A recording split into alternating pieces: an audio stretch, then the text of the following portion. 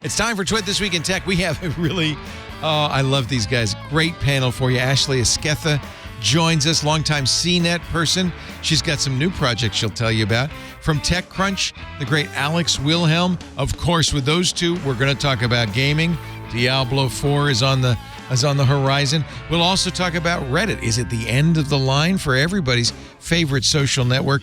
And Google, yet another Google product down the tubes. It's kind of hard to believe. All that and more coming up next on Twit. Podcasts you love. From people you trust. This is Twit.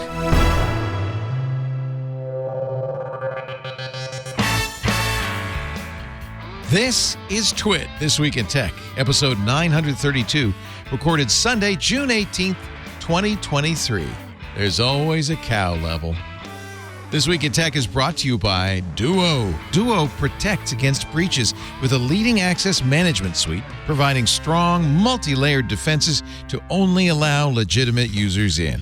For any organization concerned about being breached that needs a solution fast, Duo quickly enables strong security and improves user productivity. Visit cs.co/twit today for a free trial. And by ExpressVPN. If you want to get way more shows and save money while you're at it, go to expressvpn.com/twit. Protect your privacy and security today. Go to expressvpn.com/twit and get 3 extra months free with a 1-year package.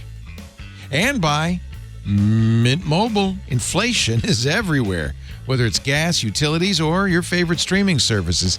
Thankfully, Mint Mobile can give you a much-needed break. Get your new wireless plan for just $15 a month and get the plan shipped to your door for free at mintmobile.com/twit.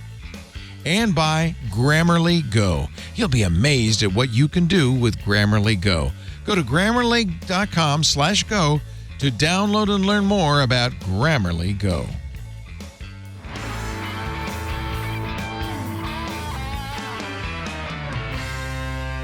It's time for Twit This Week in Tech. The show where we get together with the best people I could find on short notice on Father's Day and talk about the week's tech news. Alex Wilhelm, a new father, actually showed up. I really thought you might not. No. I said I would, and I'm here, and I'm going to miss bedtime tonight. So this is kind of like a vacation for me. So we need to make sure we make it to at least 7:15, and then actually, then we're good. That's a good Father's Day gift. Is like let Liza do bedtime. Yeah. Well, she's not excited about it. She's a little bit annoyed because whenever I go on Twitter, I just disappear for the back half of the day. And now that we have a kid, it's actually slightly annoying that I disappear. 6 months old. She's a saint. So 6 months old. Oh, and you love it. How are you feeling? You're kind of coming out of the exhaustion zone at this point. Yes. Yeah, coming out of that, I mean, if you don't have a kid, you haven't seen this, but the amazing thing is you'll wake up on like a Saturday morning and your child will have learned a new thing. Like the weekend, Ada discovevered she had a tongue. She just stuck her tongue out for 3 days and it was hilarious. Great? Yeah. She learned how to blow raspberries. At the same time, she was eating solid food for the first time. Our living room is now covered in sweet potatoes. Like, it's hilarious. Like, it's things you never thought were going to happen keep happening. And it keeps you on your toes. And, yeah, I'm tired as hell, but I'm good. Yeah, Congratulations. It's great to see you. Thanks, Alex works for TechCrunch in a variety of capacities. You do the podcast still, right? We are 600 and some episodes in on that. Wow. Amazingly enough. Wow. Yeah. What's it called? It's called Equity. If you want to learn more about venture capital and startups. And if you don't like those two things, you will hate that show. Well, I'm going to get your take on Spez in a second. Yes. But first, let's say hello to Ashley Esquetha. Always a pleasure to see Ashley. And Always a pleasure to be here. How old is your baby now? 40. I mean, it's amazing. No, he's 4. He'll be 4 going. He's 4 going on 18. It feels like. He is. It's amazing. He's 4 now. I can't believe he's a delight. Yeah, his birthday's in a couple weeks, and we hired. He's really into Star Wars, like really into lightsabers. Very specifically, everything is a sword right now. Yes. Everything's a sword or a weapon. Yes. Everything's Yes. a weapon. Yes. And so we hired a Jedi to come to his birthday party and teach the kids how to do lightsaber combat. And then Darth Vader's going to show up in a half hour later, and then they all get to fight Darth Vader. That's incredible.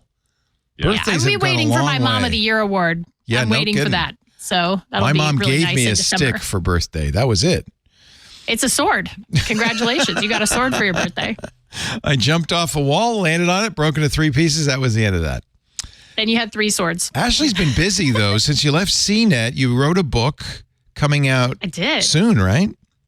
This summer, The Art of Psychonauts 2. If you love Double Fine, the game studio, if you happen to cross the 32-episode Psychodyssey documentary, which was just recently made eligible for the Emmys, which is really cool. I wrote the art book about it. So it's a real nice companion piece. It's massive. For $50, you get 400 pages of amazing Psychonauts art. And it is a certain style, isn't it? That Psychonauts beautiful style. Bespoke. Yeah. Everything's bespoke, which is really incredible. It's Every hand character painted. is It's just all built. hand painted. It's all hand. Well, Wow. the concept art team is just a machine. I mean, they're from their character designers to their 3D artists. It's just really just an amazing team of you can kind of tell. I think that's one of the things that makes the Psychonauts such a great game is you can kind of tell it's a human made it. Yes. Well, there's a philosophy that they follow called the Psychonauts Wonk in that specific game, which is really interesting. And we dive into that in the book. It's there are 3 very specific rules, and it makes the world kind of look what it looks like, which is pretty neat. Ashley has just launched a new business. We'll talk about that too in a little bit. Rowdy Skeleton. Woo, I love the name. But first, speaking of skeletons, let's talk about Reddit. Oh. Holy cow. Holy cow. Yeah. Oh, and I'm sad. You know, I kind of seen this happen with kind of slow motion with Twitter. And apparently, Steve Huffman, who is the current CEO and one of the original founders of Reddit, admires Elon Musk and is kind of following along in the Elon Musk playbook, which seems demented. Yeah, it doesn't seem. I was just reading Casey's. Casey Liss at Platformer. Casey Newton's. Newton. Casey Newton's bit about Twitter. Was talking about. This is actually like maybe one of the worst acquisitions in the history of Wall Street. And so I'm like, I don't know that that's anything that you would like to aspire to. Do you really want? Like, it seems like a bad idea. You want to emulate that. Yeah, the latest Twitter news is they're getting kicked out of their offices in Colorado in Boulder because they didn't pay the rent, which they're not doing in every other office as well, including San Francisco, the headquarters, and England. Apparently the royal estate is suing them for rent. I don't think you should really stiff the king, but maybe that's just me. And now they also have announced they're not going to pay their Google Cloud bills. Which is kind of problematic. I'm going to correct myself here. This is actually from the thing that Casey posted an excerpt of was from a Puck News post. Puck is great. I subscribe. I pay for Puck. Will Elon lose control of Twitter is the name of the article. So it's very, very interesting. Pay for Platformer, Casey Newton's, and I pay for Puck. Oh, yeah. I think it's pretty clear. I don't know. We got sidetracked from Reddit. We'll get back to it in a moment, folks. Don't worry. We're not going to talk about Elon all day. We have, but we've got new villains in town. I do think it looks like, although Elon at their latest upfront said ad sales are up 40%. But when I go to Twitter and I look at what they're selling ads to, if I have to see that stupid airplane ad one more time, I'm just going to plots. So I'm thinking I block them. Oh, you block them? You can block they're promoted? all just. Yeah, I just block them. Like it's most of them. I'm just like, this is junk. Like, it's all junk. It feels like as seen on TV. It feels like I'm watching late night infomercials. That's what it is. It's all that crap. Yeah. Like, I don't think you should replace your weed whacker with a spinning steel blade. That seems like a bad idea. I don't. That really? seems like a real. That's amazing. Really? The steel wire cutter trimmer head never breaks. No, but you might. It will break you. It will break you. Why would you put a blade on something unshielded? That seems so dumb. Like, oh yeah, well, you could do is you could put a chainsaw on it. That would really work. Yeah. Why not just put a chainsaw at the end? It's just like Legend of Zelda. You just fuse a chainsaw with a stick. And that's it. You just go forward and you Maybe can just that's where all of the new Silicon Valley ideas will come from. Tears of the Kingdom. Only Tears of the Kingdom. Yeah. Oh, so you just can block those and you'll never see them again. I just block them. There are some like larger companies that I haven't blocked because they're still advertising. Like I haven't blocked McDonald's because they have totally unhinged content sometimes. But yeah, like most of them, smaller companies, I just block them. So Burfy Mart, which is, by the way, I don't know if that's inspired or a terrible name, but I can just say ChatGPT wrote that name. Yeah, 100%. I'll put money on that. Block Burfy Mart. Yeah, ChatGPT probably came up with the idea of putting a blade on a weed whacker too. That's got to be. That sounds like exactly what an evil computer program would say. Give me ideas for low cost products with an element of danger. Give me 50 product ideas. Burfy Mart. So got their money. So this is William Cohen, who actually has a lot of M&A experience, right, Alex? He's a smart guy. Writing on Puck, saying what seems likely is that the banks are just going to say, okay, you're done. You've had your fun. You've had your fun. They have $13 billion worth of debt. Elon apparently is making the interest payments, which we thought he might not even do. Next one's due in September. Yeah. He made the first two that I saw, but I did a little math on the ad numbers that they had for, I think it was late 2022 and then the start of this year compared to their historical revenue results, and then kind of figured out their debt payments. The company might be making enough money to do that, but I think when you calculate it also in like cloud expenses and personnel and so forth, it's probably pretty far in the red still. And I don't think it's going to change because I don't think it's becoming a better place to be. And not to open up this particular can of worms, but Twitter today was mostly Elon and Joe Rogan bullying a pediatrician. Oh my God! Vaccines. You know what? I actually said that's it. I'm done because I was using Twitter read only. Yeah, and the fact that they can gang up on Peter Hotez, who is, this guy went to school and studied this stuff. He's he's an MD. He's a immunologist. He is a public health expert. And for Joe Rogan and RFK Jr. and Elon Musk to say, oh, no, we know better, is infuriating. And now they're saying, well, if you're right, you should debate us on the Joe Rogan show, to which Peter is wisely saying no. Yeah. Do you want to sit there for 3 hours with the guy who made people eat bugs on television and try to talk about your life's work? It's not the intellectual dark web. It's the intellectual web of dweebs. Like, these people are pathetic and small-minded.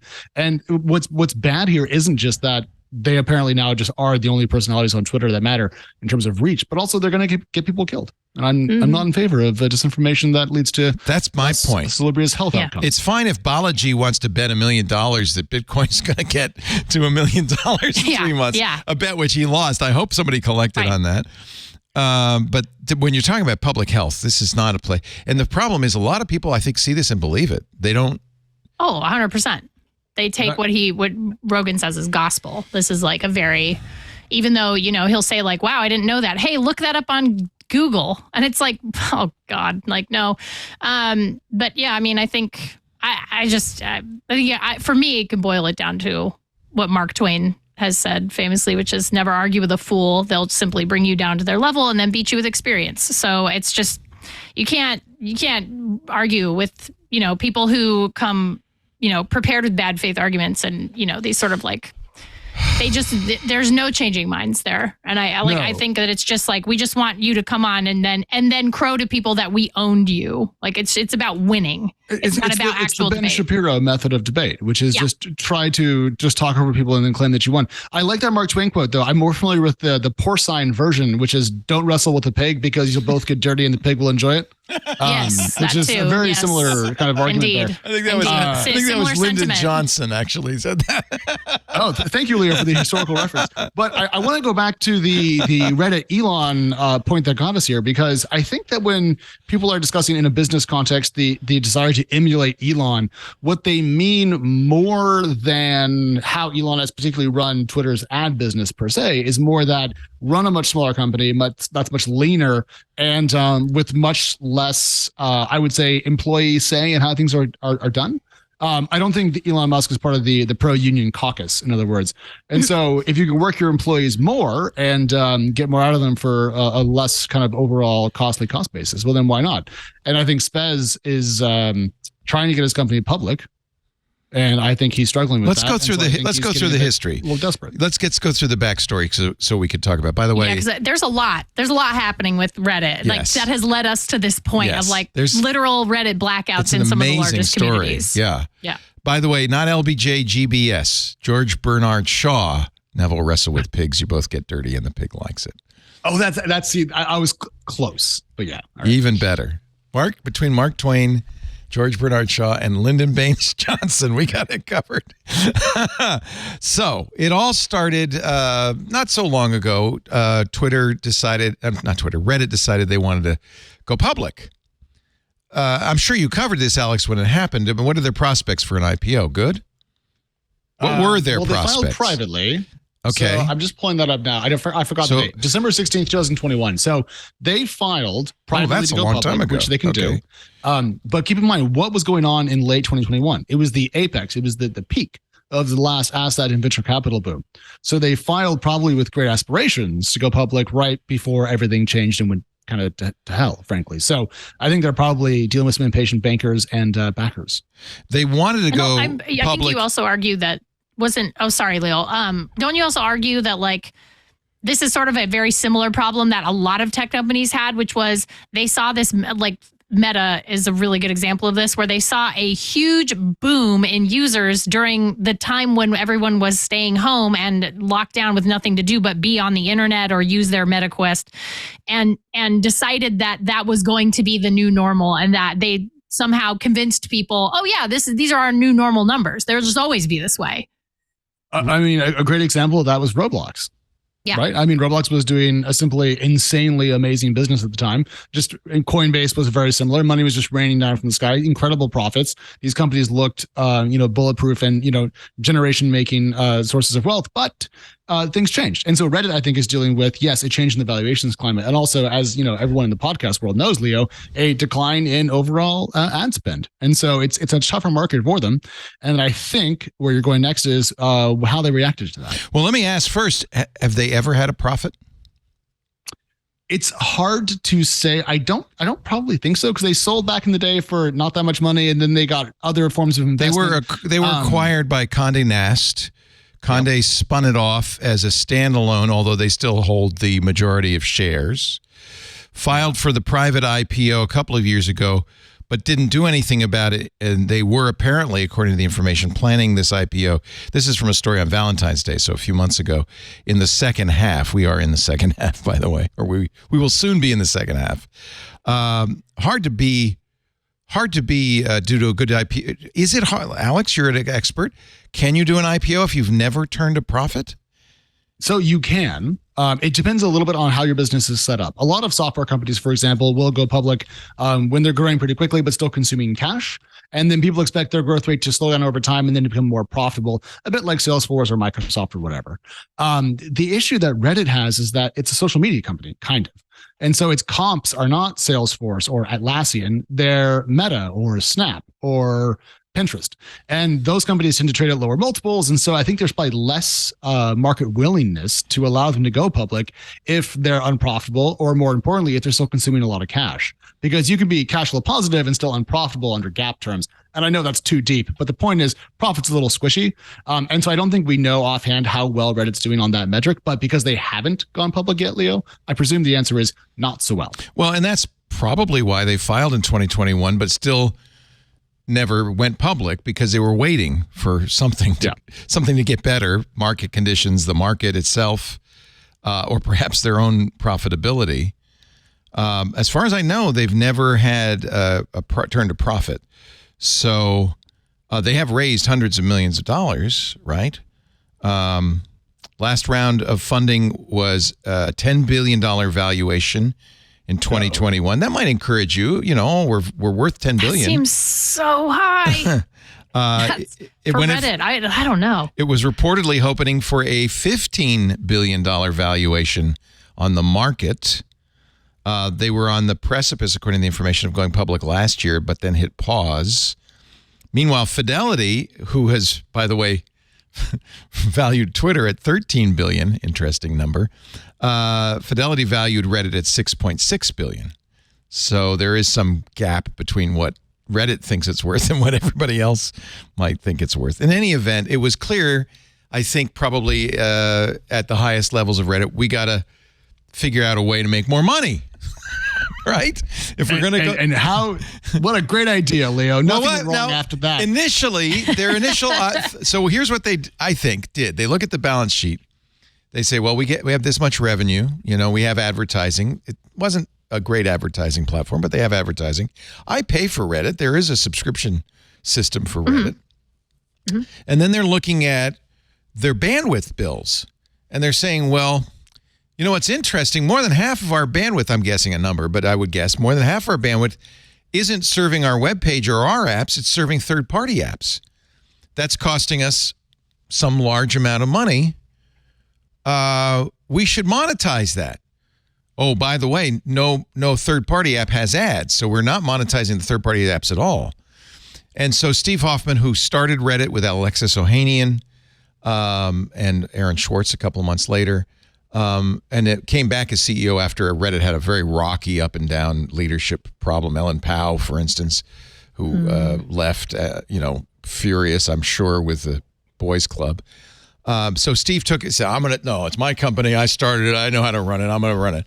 Steve says, well, I know one way we can make some more money is cut off these third-party apps. Look, Elon just did it on Twitter. In fact, Twitter's done it before. Third-party apps suck bandwidth and don't show your ads. So Twitter cut off the third-party a long time ago.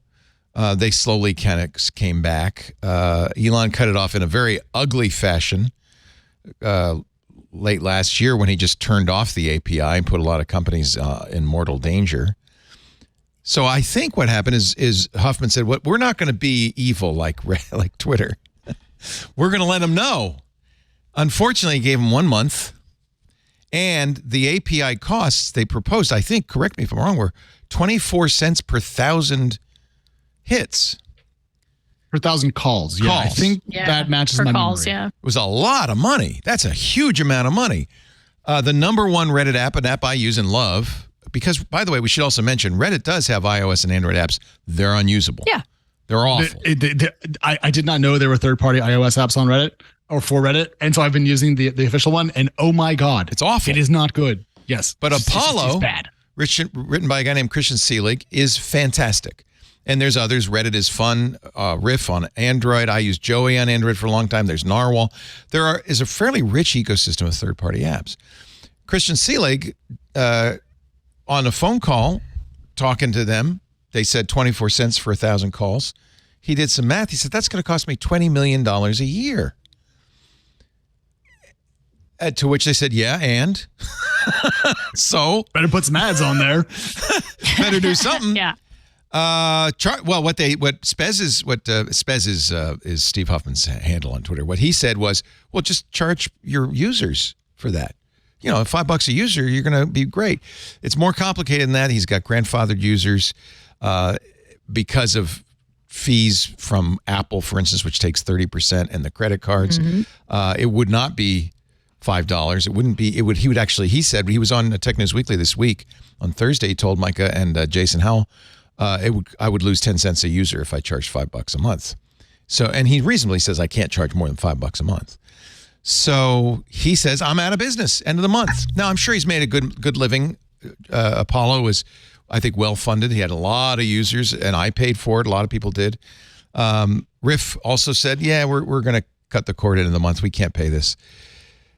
Number of third-party apps said, all right, we're out of business. But this bothered the users. I think one of the problems Elon and Huffman have is they forget.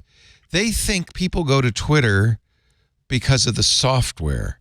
They think people go to Reddit because of the software. People don't go to Twitter and Reddit because of your fabulous software, because of your servers, because of your trust and safety. They go there because of the other people, the content. which is all made by people. Which is made for free by those users. Reddit's even more in depth because Reddit uses volunteer mods who really put in the time. I mean, I might post once in a while. Work. But that's hard work. The mods are upset because a lot of the tools they use the API. And oh, by the way, they prefer the third-party apps anyway.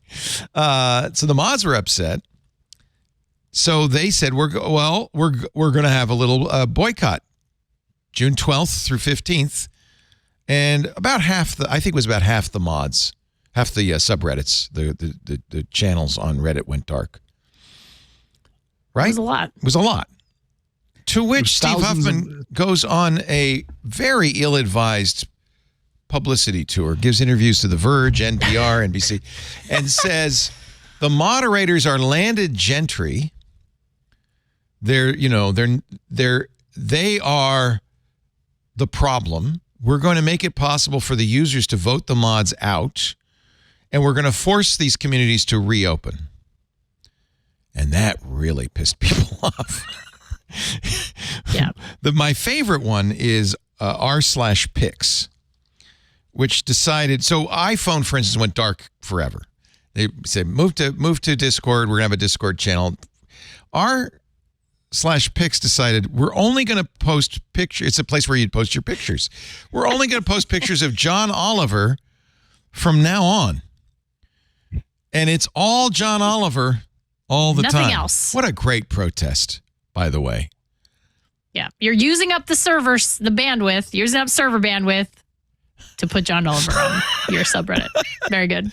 Very good use. Very good use. Very good. But here's the thing, like Reddit, this is what Reddit is best at, right? It's like this sort of like this is the culture. Yeah, it's like it's this like this is exactly Reddit culture. I've been on Reddit. I don't even want to say how long I've been on Reddit because it's going to age me like too much. But literally I've been on Reddit a long time, and like I love Reddit. I love so many of these communities. Like there are so many of the funniest people I've ever encountered on the internet I've seen on Reddit. Like some of the funniest stories I've ever read have been on Reddit. And this is exactly the kind of like good chaos Reddit is known for. Like a lot of, there are some other less good communities that have, kind of moved on or have been sort of shadow banned. But the thing is like, collectively, there is a chaotic good about most of like mainstream Reddit that, when harnessed and pointed in a certain direction, can be very powerful. Well, and it's interesting because Steve Huffman, who you would think would understand the culture, completely you'd think so misunderstood how users would react. He sent out a memo to the team saying, A, don't go outside in your Reddit gear because you'll get tomatoes thrown at you, and B, it'll all pass. Don't worry. This is just, these are they're babies. They're landed gentry. They're going to whine and moan, and everything will be back to normal. Is he right? No. I don't think so. No. I think going back to Leo's comment about how people don't go to Twitter and Reddit for the software is actually a bit of an understatement, given that Reddit and Twitter have famously crap server capacity. Yes, they're terrible. Remember the fail whale? Yeah. There's the two apps that still don't work somehow in 2023. In the era of a multi-public cloud environment, they can get their infra straight. So, no, I think people only come for the community, and people are going to leave and find other options slowly. I mean, there Twitter isn't, is still I have to say, I've looked. There's a Fediverse thing called Lemmy. There's K-Bit, but there isn't really anything. There's Discord, I guess.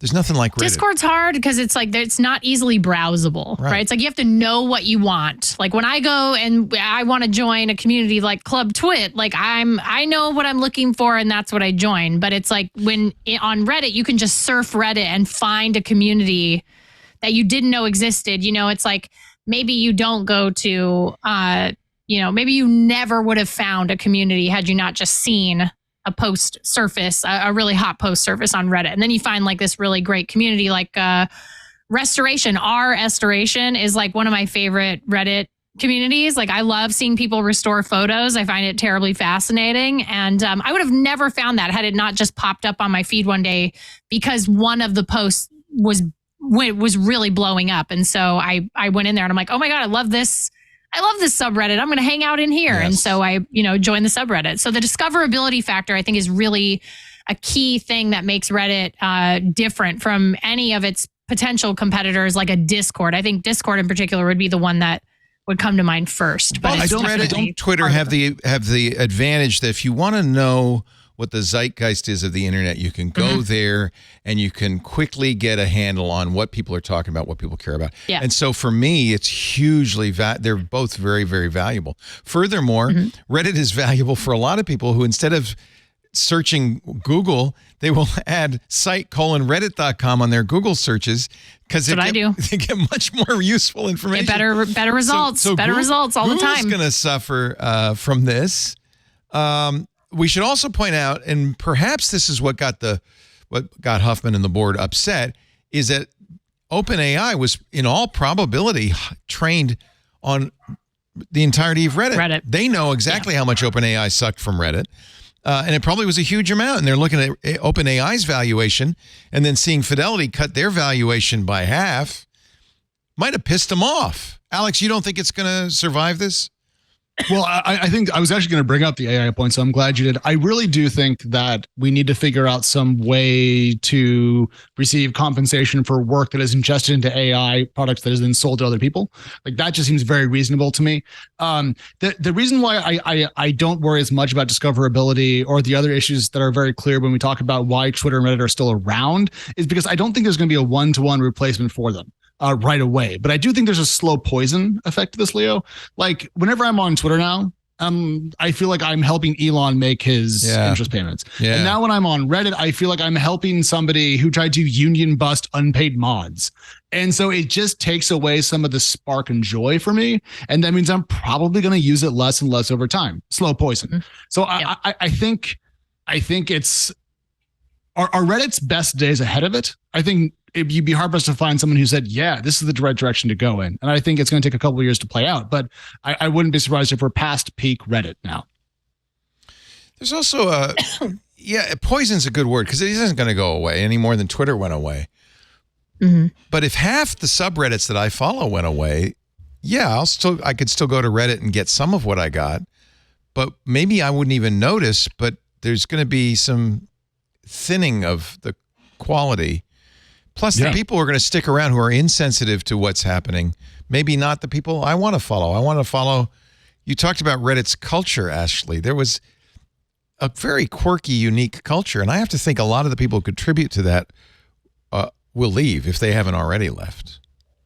Yeah, I mean, well, there's a lot of moderators bots, people who build bots. That's another aspect of Reddit that I think a lot of people really appreciate, like regardless of whether it's a super useful bot or a sillier bot. There are people who put in that work even on Reddit. And so it's a real house of cards, because once you start removing people who are conduits for the zeitgeist, then all of a sudden there is no zeitgeist. You can't get that temperature check. And then that's when those people who get the temperature checks on Reddit start using it even less. It's just, it's a real cascading effect. And, you have to appreciate that your users are utilizing your service in order to connect with each other and also create content that other people like. And so to kind of fly in the face of that and ignore it is really, it's like shocking to me as someone who co-founded Reddit.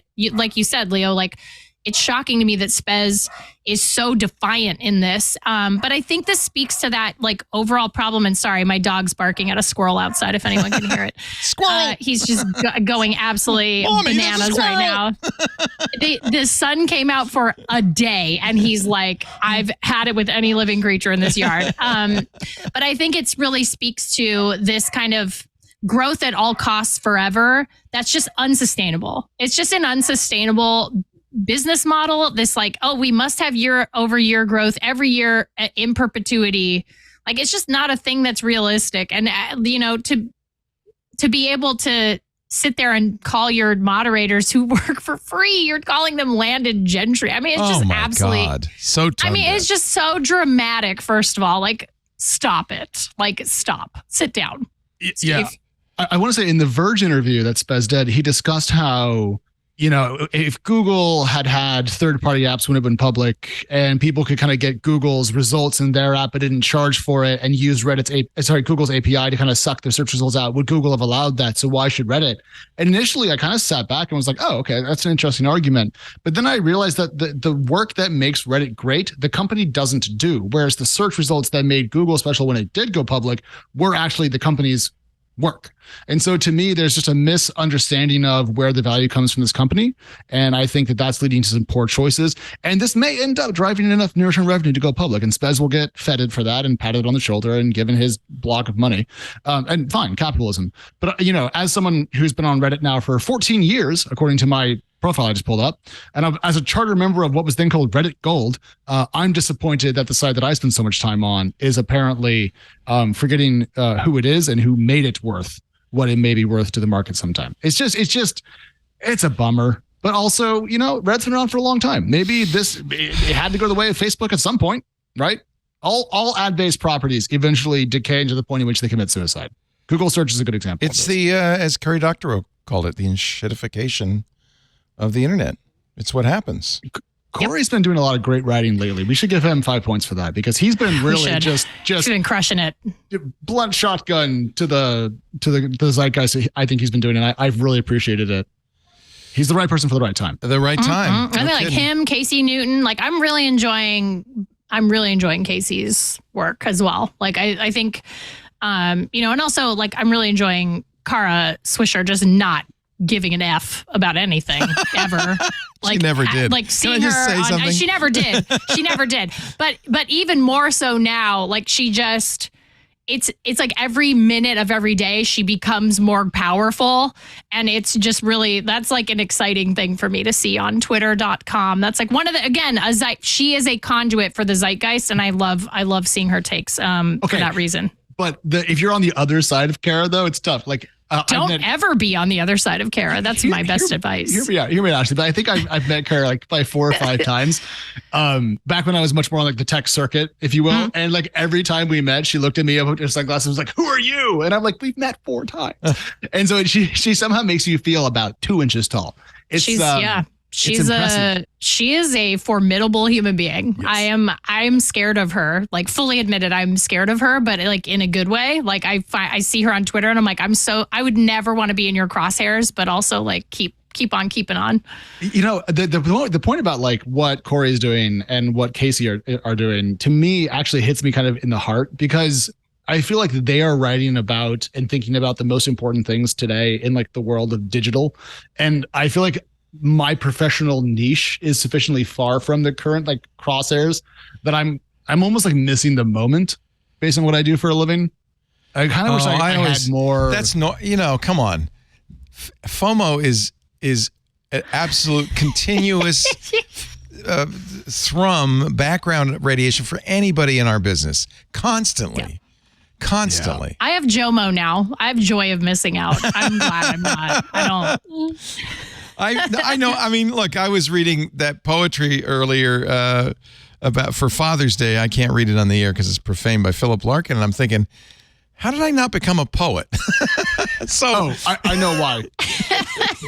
I know why, Leo. Why? It's because even you and I will never commit such financial suicide as to pursue poetry. Yeah, that's true. Because we were not born with a billionaire parent. Yeah, there you go. Fine. Yeah. All right, let's. So the prognosis for Reddit, not good. Steve, clearly, do people go crazy? They get to a certain age and they lose their marbles. What happened to Steve? He wrote the thing in Common Lisp. He sees the money. It's money. Sees the money. It's like everybody wants that. Everybody wants like the bank account of Elon Musk. Everybody wants the Zuckerberg treatment. It's like. It's just, the lure is too shiny. It's too exciting. Yeah. Yeah. Money is the root of all evil, I guess. I mean, curse me with a bit more of it. I mean, I won't say no. I know it's true. Maybe this phrase should be adjusted. Not having money is the root of all evil, but wanting more.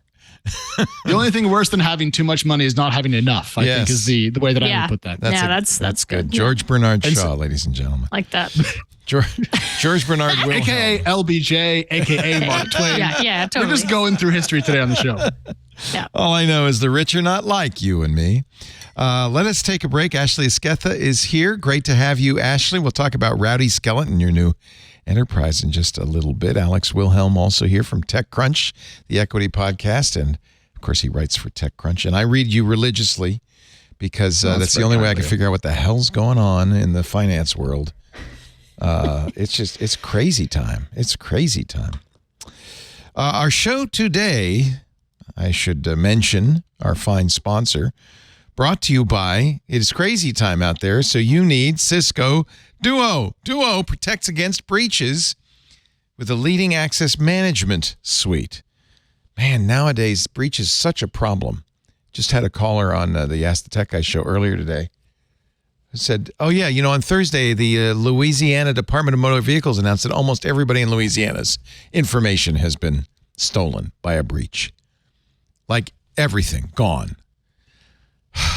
That's why you need, don't let this happen to you, strong, multi-layered defenses and innovative capabilities that allow only legitimate users in, keep the bad actors out.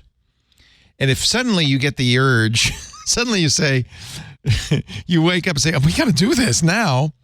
If you need protection fast, you can be sure Duo is easy and fast to implement. It can quickly enable strong security. And by the way, without impeding your productivity, your employee productivity. In fact, it can improve it. And I'll tell you how. I'll explain this. Duo prevents unauthorized access with multi-layered defenses and modern capabilities that thwart sophisticated malicious access attempts. You need that, right?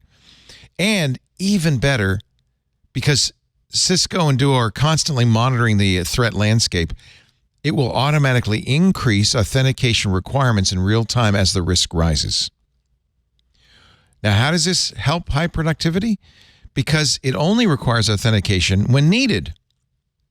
So your users aren't going to say, it's harder to get in. No, it's swift, it's easy, but it's also secure. Duo also provides an all-in-one solution for strong multi-factor authentication, for passwordless, that's all the rage these days, single sign-on, and trusted endpoint verification. Duo helps you implement zero trust principles by verifying users and their devices, and that's good for everyone. Start your free trial. Sign up today, cs.co/twit. I love that short URL. That's so good. cs.co/twit for Cisco Duo. They say spell it out. Honestly, I don't know how you could do it without spelling it out. cs.co? I guess I could say that. cs.co/TWIT for Cisco Duo. It's a great solution. I'm just loving these photos of John Oliver. But it makes me sad because r/iPhone I use all the time. There's a lot Same. There are a lot of subreddits. And, I feel a little guilty because I probably should have rewarded I don't know. Is there a way to reward mods? You should thank your mod. Give gold. Give gold. I should give more gold. I have lots of gold. Give more gold. Well, speaking of annoying big tech, Google has decided they are going to offload Google domains. I don't know why I'm running this up top, except it's pissing me off. Google Domains, which was actually a very good way to buy a domain name. They had 300 TLDs. It wasn't the cheapest, but it was certainly affordable. And now they sold it to Squarespace. I'm sorry. There's a funny account called Killed by Google, and all it does is track different products that Google kills off. And I'm pretty sure when this happened, they had the best day ever. They're like, yes, I was right. I think the pitch here, Leo, is focus, but I mean, it seems pretty short-sighted to kill off all the things that built consumer surplus at the company. 9 years long. Look, we have a sponsor, Hover, which is a great domain registrar, and that's what I use. That's who I use. Yeah, it's good. It's not like there's a shortage of good domain registrars, but I have to feel for all the people who registered their domain at Google Domains. that soon going to be owned by Squarespace. I'd be so annoyed. I would be so annoyed. There will be a transition period. Squarespace takes it all over. 10 million domains hosted on Google Domains, millions of customers. Google said, we're sharpening our focus. Sharpening their knives. This is right after, by the way, Google announced the .zip TLD, which was a security nightmare. So this was like their last hurrah. Okay, we're going to introduce a TLD that could really hack your computer, and then we're going to sell the business. Goodbye. They did MOV too, .mov, which also is like, what? Oh. Why? Steve Gibson. Why don't you just buy .pdf? Yeah, there you go. It's like, I don't... Like, oh, yes, you can find me at ashleyesqueda.pdf. Like, what? Oh, my God. I mean, is that the only way it could have been worse is if they had also... Well, .zip's pretty bad. .pdf. Because, in fact, Steve covered this on Security Now last week. You know, you put a link on an email or a website that's, download.zip or whatever. It goes to a website, downloads in the background a malicious file. I mean, it's a terrible idea. Come see our website. Well, Squarespace now owns .zip and .move as well. Take my advice, Squarespace. Discontinue those immediately. I don't know how. Google feels like it's shredding before our very eyes. Well, this is like pretty classic Google stuff. I mean, they've been launching initiatives and then shutting them down since time immemorial. Yeah, look at them all. I'd be concerned if they weren't killing things. That's when I get scared for Google, when there's nothing left to take. Stadia, I felt bad for, but I understood that I wasn't going anywhere. Good technology. I think that it was just so ambitious. They wanted to make their own kind of console platform, and they should have just sold it. Should have licensed the technology, because that's where it is. Maybe they tried to, and Squarespace didn't want it. I don't know. Oh, probably. You're probably right. Jeez. Squarespace only has so much money, guys. Come on. I can't believe they bought Google domains. Like, that was the best you could do. I mean, look, nothing wrong with Squarespace, but they're a web design, website company. They're not. And incidentally, for years I've said to people, do not get your domain from the same people who do your website. Yeah, that's convenient, but it's a bad idea. You should have it somewhere else, like Hover. Oh, well, and wasn't there a time where you couldn't, maybe I'm mixing up services, but there was a point where you couldn't import a domain to Squarespace. Like, you had to buy it through Squarespace. I wouldn't be surprised. If you wanted to build a site, it was like, if you wanted to use a domain, you had to do it through them, which means if you had already registered a website, forget it. Like, it just didn't. Well, I'm sure they changed that. That's a bad idea. Or if they haven't already, now they can. There is a larger question, though. I mean, yes, of course, Google should kill stuff that doesn't make money or whatever. Every company should do that. But at some point, doesn't it hurt you? Like, people are and then now Google comes up with some shiny new thing. I'm really going to think twice before I adopt anything Google comes up with, right? Oh, I'll adopt nothing that they come up with. I mean, I don't think they have the follow through. Yeah, I mean think about Gmail is like one of the only things I use, and Drive. That's like it. Yeah, but think about how Google really did well in the past. They launched Google Search, which was amazing, very ad light. They made a bunch of money, enormous amounts of consumer surplus there. Gmail came out, have a gigabyte of storage, changed the way we think about the internet. They made Chrome. Here's a lightweight browser that's super fast. And since then, they have enshittified, to use Corey's language, search. Gmail has stagnated to the point of being vetted, and everything else they've done is slowly kind of decayed. I mean, it's a company that appears to be more run by consultants than technologists, and it answers to Wall Street more than users, and I think that it just shows top to bottom. It's a disappointment, but nothing else they've built really became big enough. It's kind of a disease that's everywhere now, endemic in the technology business. It's just it's so much less about users and it's more about investors, right? It's just shareholders and that's it. Like, that's really the only thing, it's like a lot of companies feel like right now that, you know, and over time, like the last few years especially, it just feels like there is such a devaluation of the user experience in favor of like just whatever boosts shareholder income. I mean, even and this is not even like exclusive to tech. This is like happening in Hollywood as well with the writer's strike and everything that's going on there. And, you know, these really big corporations buying up studios and stuff and deciding that, you know, oh, well, we're going to eschew creatives in favor of our shareholders. And it's like, oh, we're just going to take a big tax write-off on, you know, Space Ghost was fully pulled off of Max this last week. Oh, like Space Ghost kidding. Coast to Coast, fully pulled off Max. And it's like, because they don't want to pay royalties on it and they just want to take a big write-off on it. And so it's like, I assume that they say, okay, well, this is a show that, like, you know, probably not a ton of people rewatch, but also it's enough that, you know, just the cost of them keeping it online is enough that, you know, and it's an older show, so probably the residuals are a little bit better.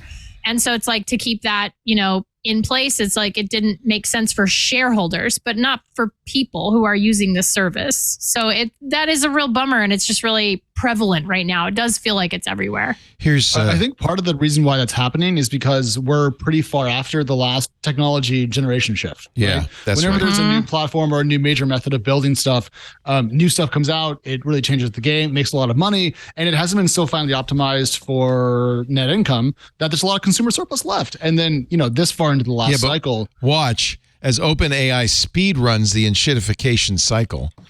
Because they're going to go right through it. Let me read you. This is from Corey's post, TikTok's enshittification. This is how platforms die. First, they are good to their users. Reddit, Google. Then they abuse their users to make things better for their business customers. Finally, they abuse those business customers to claw back all the value from themselves. Then they die. I call this perfect. That's a pretty perfect life cycle. Yeah. That's a pretty perfect life cycle image. He says, I call this enshittification, and it is a seemingly inevitable consequence arising from the combination of the ease of changing how a platform allocates value, combined with the nature of a two-sided market where a platform sits between buyers and sellers. In the case of Reddit, the readers and the posters, holding each hostage to the other, raking off an ever larger share of the value that passes between them. Happened at TikTok, happened at Twitter, it's happening at Reddit. He uses Amazon. He uses Amazon as a great example. Yeah. Great example. When a platform starts, it needs users, so it makes itself valuable to users, often selling below cost, right? Think of Amazon. For many years, it operated at a loss, using its access to the capital markets to subsidize everything you bought. They kept going back to raise more money, and when VC said no more money, they started borrowing.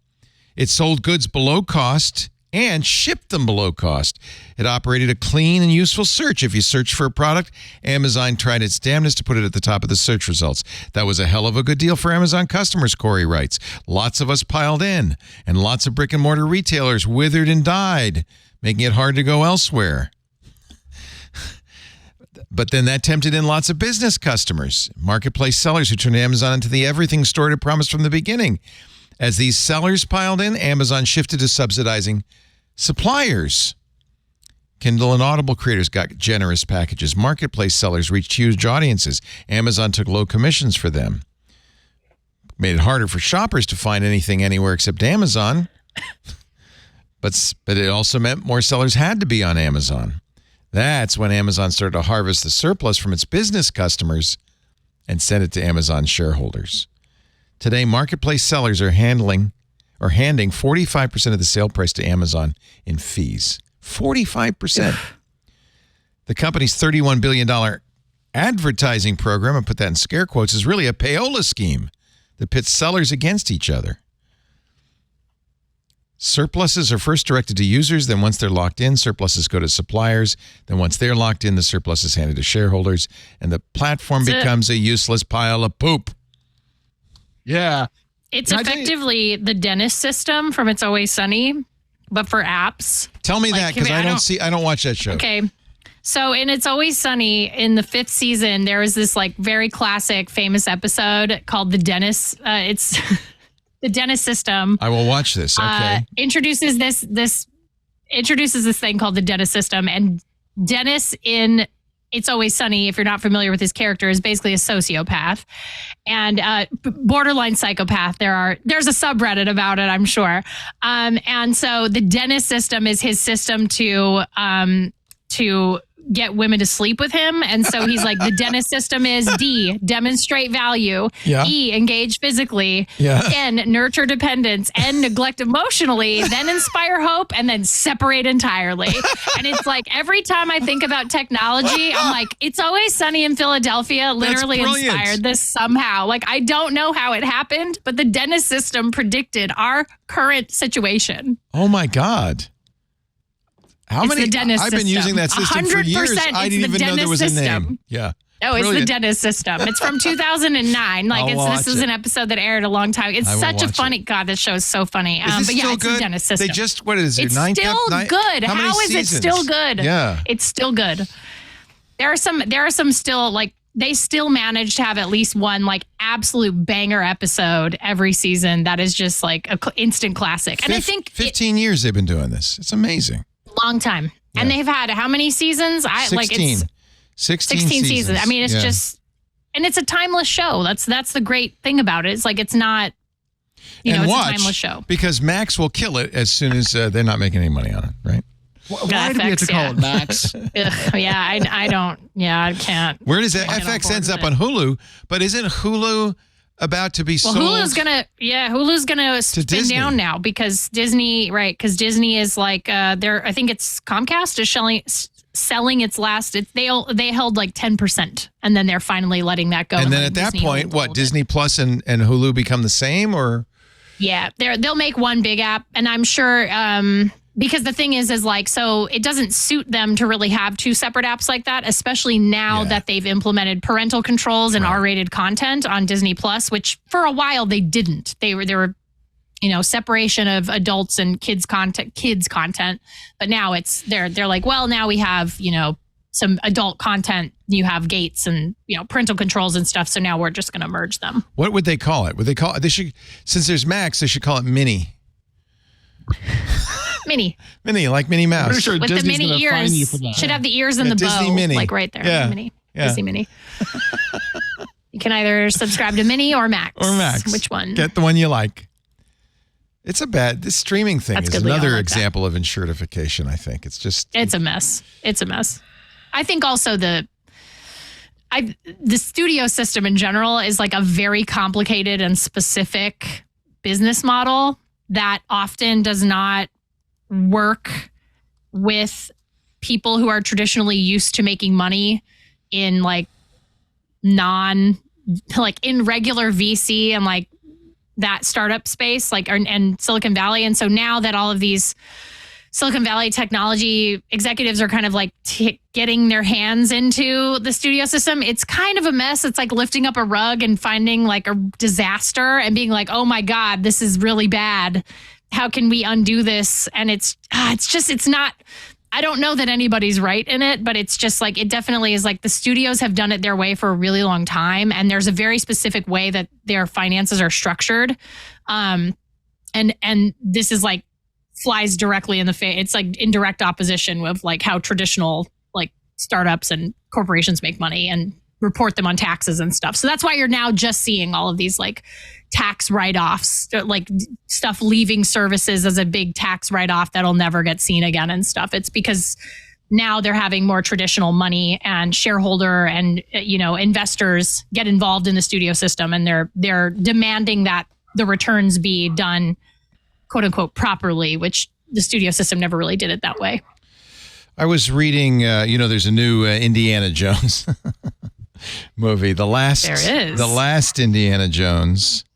Yeah, because, well, I don't know. I'm sure they'll have more, but the last one with Harrison Ford. Mm. And I was reading the review, and somebody in the review pointed me to the original Indiana Jones review in the New Yorker by Pauline Kael. And it was very interesting. When was that? When did that come out? It was 1989, Indiana Jones. That's the third one. No, that's a later one. Yeah, that was The Last Crusade, I think. She said, Oh, here it is. The Temples of Doom. Because I think Temple of Doom was That's the 83. second I one. think it was the year. The second one, that was the year I was born, 83. Aw. So I think there was an Indiana Jones It was that a year. very good year. It was Return of the Jedi and Indiana Jones. So people were just like really hot on Harrison Ford. That was the year of Harrison Ford in 83. It was a big, Isn't that also the year Metallica dropped Ride the Lightning? Excellent year. Oof, maybe. Pauline Kael in 1981. 84, Ride the Lightning. In 1981, wrote her review of the first Indiana Jones. The title is Whipped. Love this. And this is in 81. Concise. Remember, this is 40 some years ago, 42 years ago. The marketing executives are the new high priests of the movie business. Wow. Basically, she said, and this is 40 years ago, movies are now made because the marketing department says, yeah, we can sell that. And she predicted that it would all be comic book movies, superhero movies, and horror movies, basically.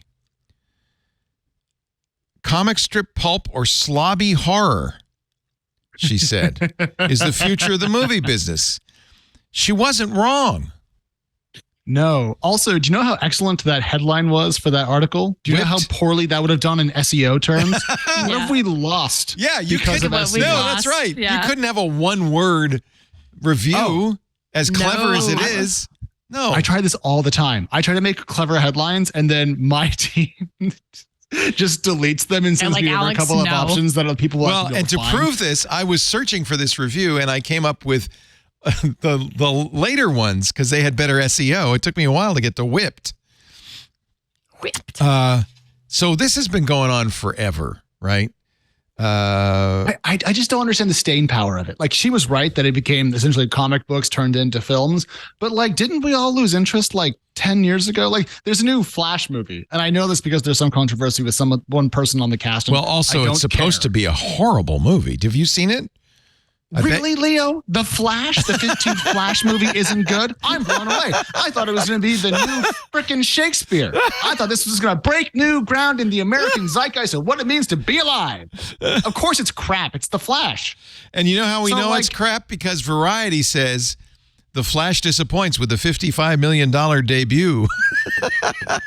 That's how we know it's bad.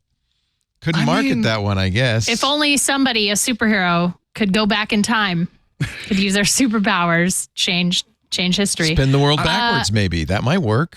Superman I think a did big that. part of it is, merchandising it's just a big machine, right? It's like, I think merchandising doesn't hurt, right? And it's like, and also there are new people discovering that stuff every day. Yeah. You're going to find this out, Alex. One day your kid's going to be like, I like Super Kitties. And you're like, what is that? Oh, And then you watch it and you're like, this is actually pretty good. But also now I have to buy you those toys. do you have to watch children's TV now, Ashley? I've watched so much children's TV that I feel qualified to say that so much of it is actually very good. Oh, good. There's some really good kids TV out there, and also so there is some of it that is very clearly very bad, and I'm sure the companies making those, the executives at the studios making those shows would love nothing more than to ask Bard or ChatGPT to write those episodes because why not? They just don't care. They don't care. Baby That's what it Shark is. could be written by any proficient AI in the world. Fortunately, my kid, I am very hashtag blessed. My kid is not into that song, and that's good. we never played. He listens to regular music, so it's Yeah, I figure your kid's we're going to be good. pretty hip. He likes the Beastie Boys. Oh. He's his favorite song. He loves Intergalactic. That's his favorite song right now. My third grade basketball team, that was our warm-up song. Wow. Good one. Wow. Got me really into Beastie That's a hype Boys. song. That's a hype song. Totally a hype song. It's fantastic. But I want to go back to the technology companies getting involved in the studio game and trying to do films and Please. stuff. I would It's love to hear from you about this. amazing how the quality is so variable. Because do you remember when Amazon dropped their Lord of the Rings universe thing? And The Rings of Power. yeah, and They spent a lot of money Lord on of the that, Rings by the way. dweeb. Yeah, Yeah. a lot of money. Yeah, a lot of money. Bezos Basically, really that was wanted a Game of Thrones. bad. And then I'm watching Apple TV Plus Max's new show Silo, which is based on a series of novels I have somewhere on the shelf over here. And it's actually right? Wool. Yeah, Wool. We're interviewing the author of Wool on in our club. In a couple. Yeah. Really? Alex is like, how do I get in on this? No, you gotta join June Club 29th. Discord. Hugh Howie. Wow. June 29th. You're in the club. I'm in the club. It's on one of my Discord accounts. I got to show up to that because that show is good. Yeah. And apparently follows the novels pretty closely, right? It does. And so there's an enormous quality gap that seems to play out in these tech companies trying to get into the media game. But I think fundamentally they won't be good at it over a long period of time because art doesn't scale the way technology does. And I don't think the people who do accounting will ever actually understand that. Actually, I wish I had. There's a couple. We're going to take a break. We have to. And then I want to talk about the fact that Google's entire financial model might be under threat by the EU. Oh, yeah. which is a good story. But there were a couple of Pauline Kael quotes from this whipped review that I wanted to read to you because I thought they were so. I should have marked them.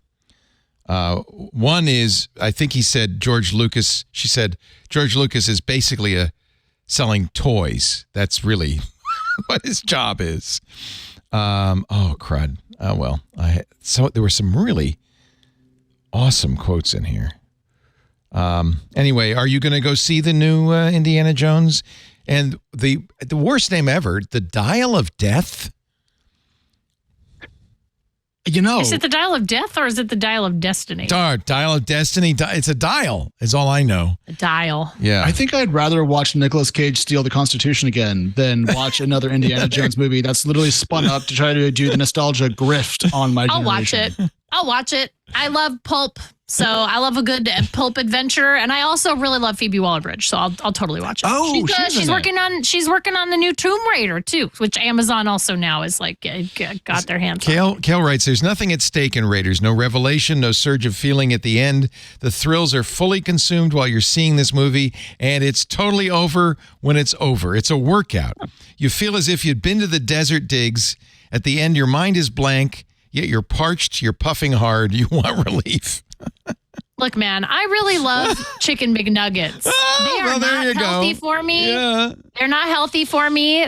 I feel nothing as soon as the high of eating them wears off. Like I don't necessarily feel good about myself, but also I had a really good time while it was happening, and that's what matters. All right. I don't want to harsh your mellow. You're absolutely right. Absolutely. Let me have my pulp, Leo. Let me have my pulp adventures. Keep your pulp. We're going to take a break. When we come back, more with our fabulous panel, and we are going to talk gaming. We had a very, very good discussion before the show, and I kind of want to ask you about Diablo 4. We're all three of us playing it, and other games. And I'm sure, Alex, you have some sort of quirky world-building game that you can't stop playing. And you got me into what was it? Faithless Frontiers, Endless Frontiers, Farthest Frontier. Farthest Frontiers. Actually, I liked Age of Empires, so it fits in with what I like that style of gaming. Anyway, we'll talk about that in a bit. But first, speaking of streaming, let's talk about ExpressVPN. It is not uncommon these days to spend over $100 a month on streaming services. Just look at your bill. I bet you do. Netflix and Disney Plus and Prime. And you can save a little bit by using ExpressVPN. See, it turns out Netflix has, as an example, many more shows than you've seen on the U.S. Netflix. You don't see them because it depends on what country you're in. So what you see on Netflix here, for instance, completely different to Netflix Italy or Netflix South Korea. Netflix is all over the place. Japan, England. Well, this is one of many reasons you should use ExpressVPN. It's easy to change your online location. ExpressVPN has over 90 countries to choose from. So if you've got some interesting tastes in TV, you just switch to another country. You want to see South Korea Netflix? Believe me, it's got some great stuff there. Are you like anime? Netflix Japan. It's heaven, baby. Right now, you can watch all of Downton Abbey on Canadian Netflix. With ExpressVPN, you just tap one button, change it to Canada, refresh the page, boom, there you are. You don't have to pay extra. ExpressVPN invests in the speed of its servers. HD video, no problem. You not only can put it on your iPhone, your Android, your Mac, your PC, your Linux. You can also put it on your router. They sell some really good routers. The routers they sell are excellent quality. Or you could put it on some existing routers, protect the whole house, and I guarantee you no one will complain. They won't know because ExpressVPN doesn't slow you down.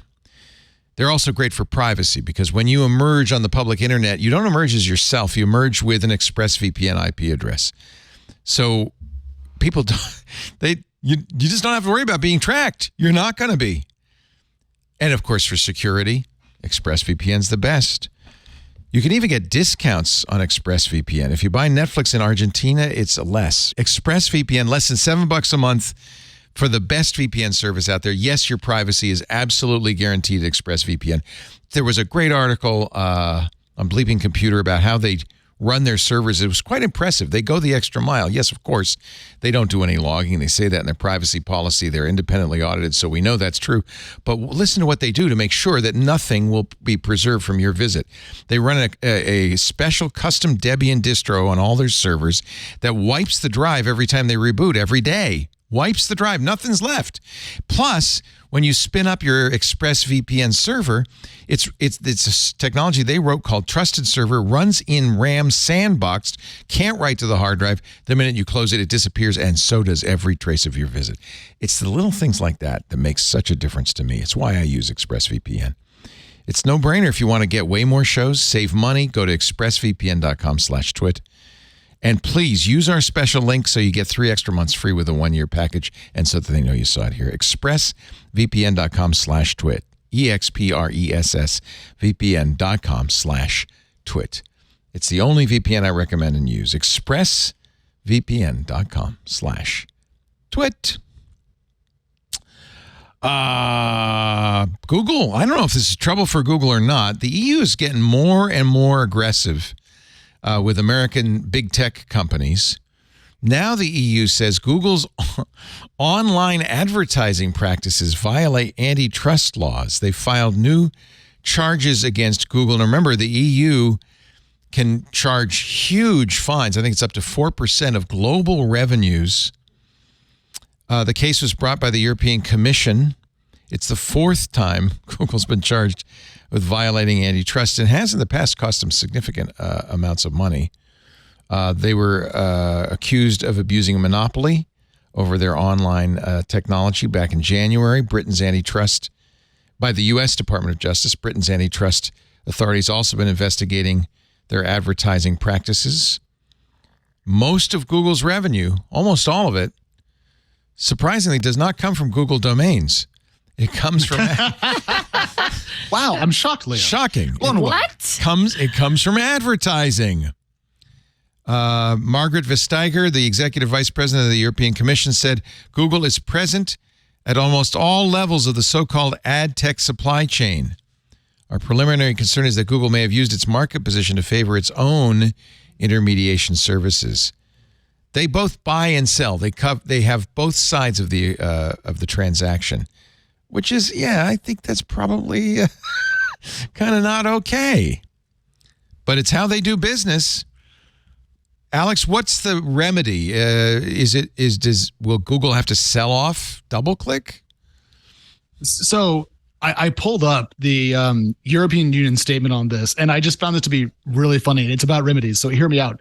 The Commission preliminarily finds that in this case, a behavioral remedy is likely to be ineffective to prevent the risk that Google continues such self-preferencing conducts or engages in new ones. So that limits what they can do to some pretty harsh things if they do find Google to actually be infringing Article 102 of the Treaty on the Functioning of the European Union. Typically, when this kind of thing happens with the DOJ, the FTC, the EU, a company will say, all right, well, let's make a deal. I will do this or that. I'll sell off Instagram, or I will give a discount. They try to find a way out of it. Microsoft famously said, we'll make a deal with the PlayStation that for 10 years we won't do an exclusive on Call of Duty, that kind of thing. Those are the behavioral remedies. They're saying they won't accept that? they're saying it probably won't work because Google won't actually stop being bad. Well, that's probably true. I gotta say, yeah. I mean, it's funny to see it so bluntly put in kind of like diplomatic speak, if you will.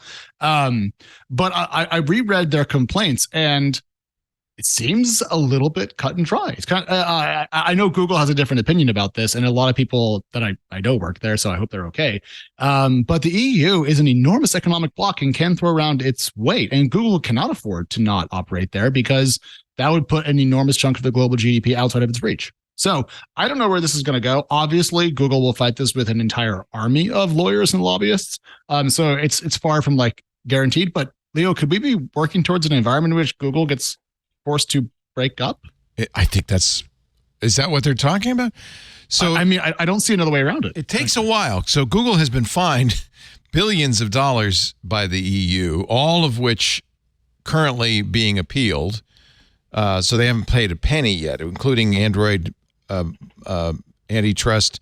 Remember the shopping service antitrust? There have been a number of fines levied, all of which are held up by appeal. Golly. It's shocking to me because it took this long almost to get here. It isn't like these technology companies are doing stuff that's brand new to their business model. In fact, the EU statement says, since at least 2014, Google has been doing these things we don't agree with. And I'm like, cool, that is a decade ago. Yeah. And part of the Coinbase SEC fracas right now is because Coinbase is occupying a greater number of places in the kind of trading stack, if you will. And Coinbase is like, well, we've always done that. And the SEC is saying, well, that doesn't mean it was okay. It just means we're now, tapping your wrist for it. Yeah. Coinbase's defense was, well, what did the government said, well, you can pay taxes on that, right? Or something like that. And they said, well, doesn't that mean what we're doing is legal? No, it just means you can pay taxes on it. You can always pay taxes on things. It doesn't mean that it's not a seal of approval. Yeah. Yes. Yeah. It's interesting to see regulation catch up with certain business models that have worked in the technology space that have been incredibly lucrative over a long period of time. And then tech people are acting all surprised with both hands in the cookie jar that they control both of. In this case, I think we all kind of agree that Google might be slightly more powerful in the online advertising world than is good for the internet. It's killing us between Google and Spotify and Facebook and Amazon and Microsoft. Podcast ads are dwindling rapidly. I know. My podcast is currently unsponsored, so yeah, that sucks. It makes me sad. I'm like, I hate doing ads because I'm not good at them like Leo is. But when I don't have one, I'm like, well, you're doing one it for day I'm free. going to become. Yeah. Yeah. You're the Google domains of TechCrunch, is what you're saying. No, I'm not being sold for 9 figures. I'm just currently sucking resources down for production. That's and point. Yeah. It's for the record, I can in fact be sold for 9 figures. Want to put that out there. Me too. Oh, no one has offered 9 figures. That seems all right. Spotify, 9 figures, I'll go on Joe Rogan. Yeah, Spotify. If you want me to say COVID's good, vaccine's bad, I'll be glad to. Just give me $100 million. It's no problem. No problem. Yeah, I'll do it for $99 million. 99. I'll buy 7 figures right there. I don't know. It's right there. You drop it from 8 to 7. It'll be fine. On the antitrust thing, though, I do think there will come a time in the next half to full decade in which we have to take a pretty hard look at some of these major tech companies and say enough. I was pretty opposed to the Activision Blizzard Microsoft deal because. Are you? Yes. Why? Because of course it's anti-competitive. They're not spending that amount of money to not generate some sort of edge. Right. They're not buying it altruistically. They're not buying it for fun. They're not buying it just because it's a Are you saying it's a profit deal? I'm trying to say, Leo, that a company that has lived as long as Microsoft has and has accreted trillions of dollars in value knows how to make money. Yeah. And I don't think we should allow them to purchase major assets that could give it increased market leverage. Well, it looks like it's down to you in the UK. We'll see. It's down to me, Lena Khan, in the UK. Actually, the FTC is moving ahead, aren't they? Yeah. Yeah, that was the last news item in that particular saga. Yeah. But Google is enormously powerful and getting larger. Microsoft is the same. Apple to a similar degree. Meta is kind of taking care of itself, if you will, which is interesting to watch. Well, that's one of the arguments is that won't these companies all in the end suffer, nothing succeeds forever. They're not going to grow infinitely. At some point, times will change and there'll be another company to come along. Right? Maybe. That might be the case, but it doesn't actually mean that the harm during the period of incumbency isn't real just because it'll eventually end. Right. I don't think eventual death is enough to say that a crime is not worth noting along the way, to make an analogy, if you will. So I think we're going to have to decide as an American society. I mean, sure, the EU is involved in this case, but I think here in the States, because the biggest technology companies that are active around the world really are American, right? Chinese companies tend to be limited to that geography to a large degree. And so we're going to have to make a decision about how we treat these companies. Do they get to be nation states that are, essentially beholden to nobody but themselves? Or should we make them smaller and more competitive? I mean, I'm a capitalist, but I really think the latter makes more sense than letting them grow forever. Sorry. No, I just feel like this is a really tough one because there's so much benefit. Well, let's talk about Apple's Vision Pro. No garage entrepreneur could have created that. It took a company willing to sink tens of billions of dollars, thousands of manpower, humans, into a product that nobody apparently wants to buy at this point. It's a big risk, but only a big company like I know. Apple Me and Alex are like, we want to buy it. Yeah, we want to buy it. I'm pitching the wife already to allocate budget for my dumb $3,500. We've already agreed. We literally have already agreed to a splitting of an AVP. We're gonna. Good. I want it. Good. I want one. Look, this is as close as I'm getting right now, Leo. That's pretty good. What is all that? I got. Did you steal that from the Daft Punk guys? Did you break their helmet? I did. It's just a sun visor that I wear by the pool. This is all I have. Do you really wear that? Hell yeah, it's great. I don't get any nose bumps. You have a giant white privacy swath screen across your face. That's called a don't talk to me screen. That's called a don't talk to me, don't perceive me, leave me alone. For those I want to of be you by just the pool listening, without discussion. It is a mirrored shade that is the size, it goes from her forehead to the bottom of her nose. It's a motorcycle visor. It's the front of a visor, but it's just that, and then it has a soft thing on the forehead. Left. Yeah, no helmet. But to Leo's point, but only it takes a lot of money to make the Vision Pro. Yeah, only Apple could do that. Nobody's going to, I mean, admittedly, Palmer Luckey did a Kickstarter to create the Oculus Rift, but there is a big gulf between the Oculus Rift and the Vision Pro. Right, but at the end of the day, I mean, I think that there will always be those scenarios, and that shouldn't mean that these corporations get to suck all the oxygen out of the room and snap up. I look at Facebook as a really good example of I think of all of the startups that Facebook has eaten because it felt threatened or just copied, just straight up stole their homework and copied directly from and put other companies out of business. And it's just none of those companies are being given a chance unless they have a CEO who is very specifically opposed to being acquired. And even then it takes a tremendous and skilled a series of events that have to happen in order for them to even get not even close to, but just get any kind of success when you're fighting against companies like the former FANG companies. I also want to say that you don't have to start with the Apple Vision Pro, right? You could make something that was simpler and build a company and then make more advanced hardware as you go. So I think Apple is certainly coming out of the gate with something that makes me as a technology nerd, as a fan of gadgets and someone who bought the original Zune, I like to buy stuff. Let's go. And I'm totally here for it. But I don't think we would end up in a world in which that stuff isn't possible if we had technology companies that were smaller. Sure. In fact, I would say it's more likely to happen. More likely, yeah. Right. Because there's more internal competition at these companies. And I think it would make for better companies, just smaller ones. Instead of one Vision Pro, you might get 10 unique takes on this category or something like that. It's why Plays for sure beat iPod. And if you don't get that joke and why it's sarcastic, well, congratulations on not being a nerd back in the day. Those phones were like this too, right? For a really long time, we didn't see any variation in phones, cell phone. We had a lot at the beginning. And we're not seeing any at all. Phones were so weird now, and different. Yeah. And now it's a slab. That's it. And like we sort of have for the folding. Like we have the folding phone, which is an interesting new category. But I think that there's just those smaller companies who might have been willing to take a risk or have the ability to do such a thing. Like those just aren't really around anymore. Like it's not. What if Google just disappeared from the face of the earth tomorrow? Man, wouldn't that be so weird? Would we be okay? Yeah. I'd be really mad about my Gmail account.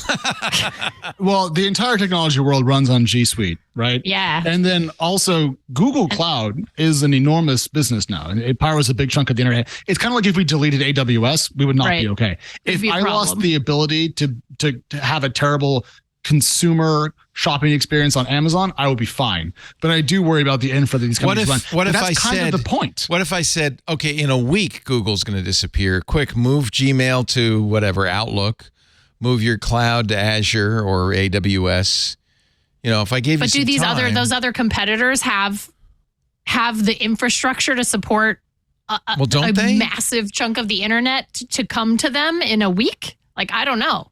But I mean, Leo, I'm making the other argument. I would say that what we need to have is more public clouds versus just one or two or three. Like, yes, Azure, AWS, and Google Cloud are fantastic for what they do. But wouldn't it be cool if there were 5 versus 3? Yeah. Yeah, or 10. Yeah. Like, remember when Amazon used to cut prices on AWS like all the time, and it was awesome?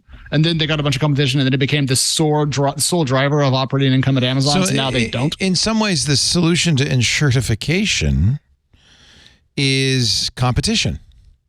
Yes. So that, so if your company's decided to prioritize making money over your interests, then go to another company. Yeah.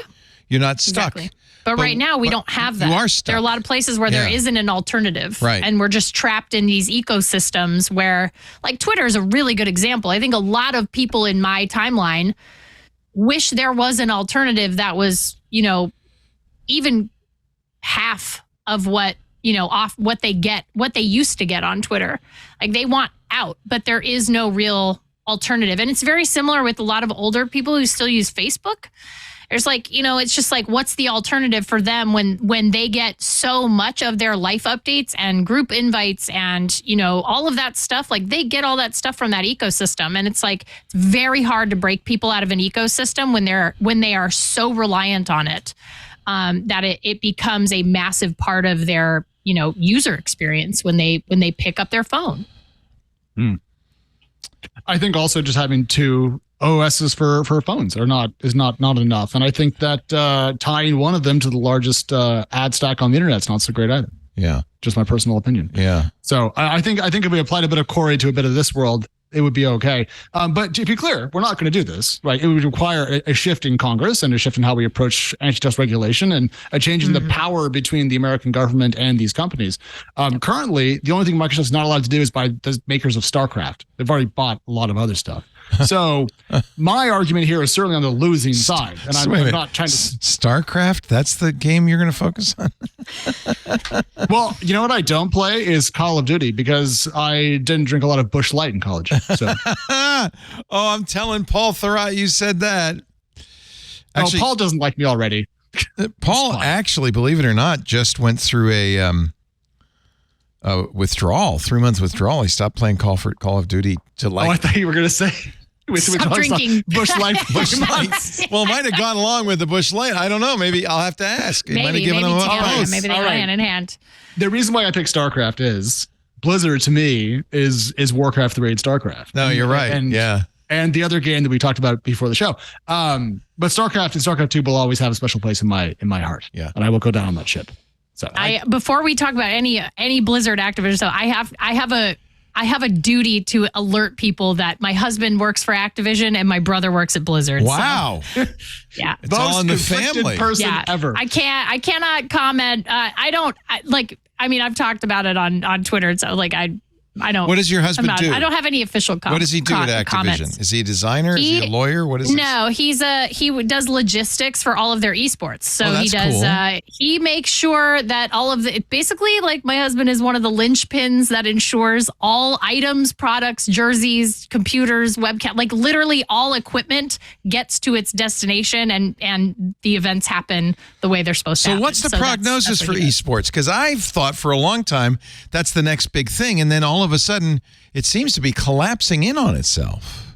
Esports is really hard. I think a lot of people saw what was happening in South Korea and really got excited in StarCraft and League of Legends, and a lot of that in South Korea is just, there's a very different culture around esports, and for me, like, kind of non-exclusive to what's Activision or Blizzard, just esports in general. I think one of the hardest things is that, we don't really have, I've always wondered why we don't have home teams that have like arenas like that. We don't have a place for fans to go to. It's always like, oh, they're going to play, like in LA. It's like, oh, they'll play at, Microsoft Theater, or they'll play here or whatever. But it's like there should be like a location that is the team's stadium, as it were. It doesn't have to be huge, and that's the place where fans can come for signings, and they can come for press events, and they can sell merch there, and they can meet the players and like learn about them more. And one of the things we have in other sports that we that are very niche in esports, I think to a degree, is superstars that are known outside of the sport itself. So it's like a lot of people know a lot of football, NFL players, even though they never have watched a football game. Like, oh, I've seen Michael Strahan on live they're with Kelly and Michael. It's like they're celebrities. And the thing is I think that there's a real difficulty in, one, a lot of these kids are kids. They're 18 and they are, they're not great at talking on camera. They're not good at reading a teleprompter. They're not good at being a spokesperson. They're just used to being at their desk and streaming, and they're really good at it. Like, they're really good at it. But that doesn't necessarily translate to a successful career as a celebrity or a personality, a bigger personality. And I think really there's kind of a disconnect there between, like, you have to kind of create a superstar in some ways, but also it's that lightning in a bottle where you have to find the right person. So I don't know that they've really found that formula yet. And also you have to really, the most successful esports teams have super dedicated fan bases locally. If you look at like Houston Outlaws for Overwatch, like, they have a massively dedicated fan base. They love them. They love that team, and their fans are crazy about the team. They follow them. It's all the same things you see in other professional sports leagues. But the thing is like, it doesn't happen with every team. What's it going to take? How do we fix that? I suppose StarCraft 3. StarCraft 3. I suppose it is a maturing process where you get the esports athletes to become more camera ready. Maybe they hire Rowdy Skeleton, but they get them more. Yes. I look at Alex and I are Formula One fanatics. What turned that on around in the U.S. was the Netflix show Drive to Survive. Drive to Survive. Great show. Amazing. Exploded F1 in the U.S. Yep.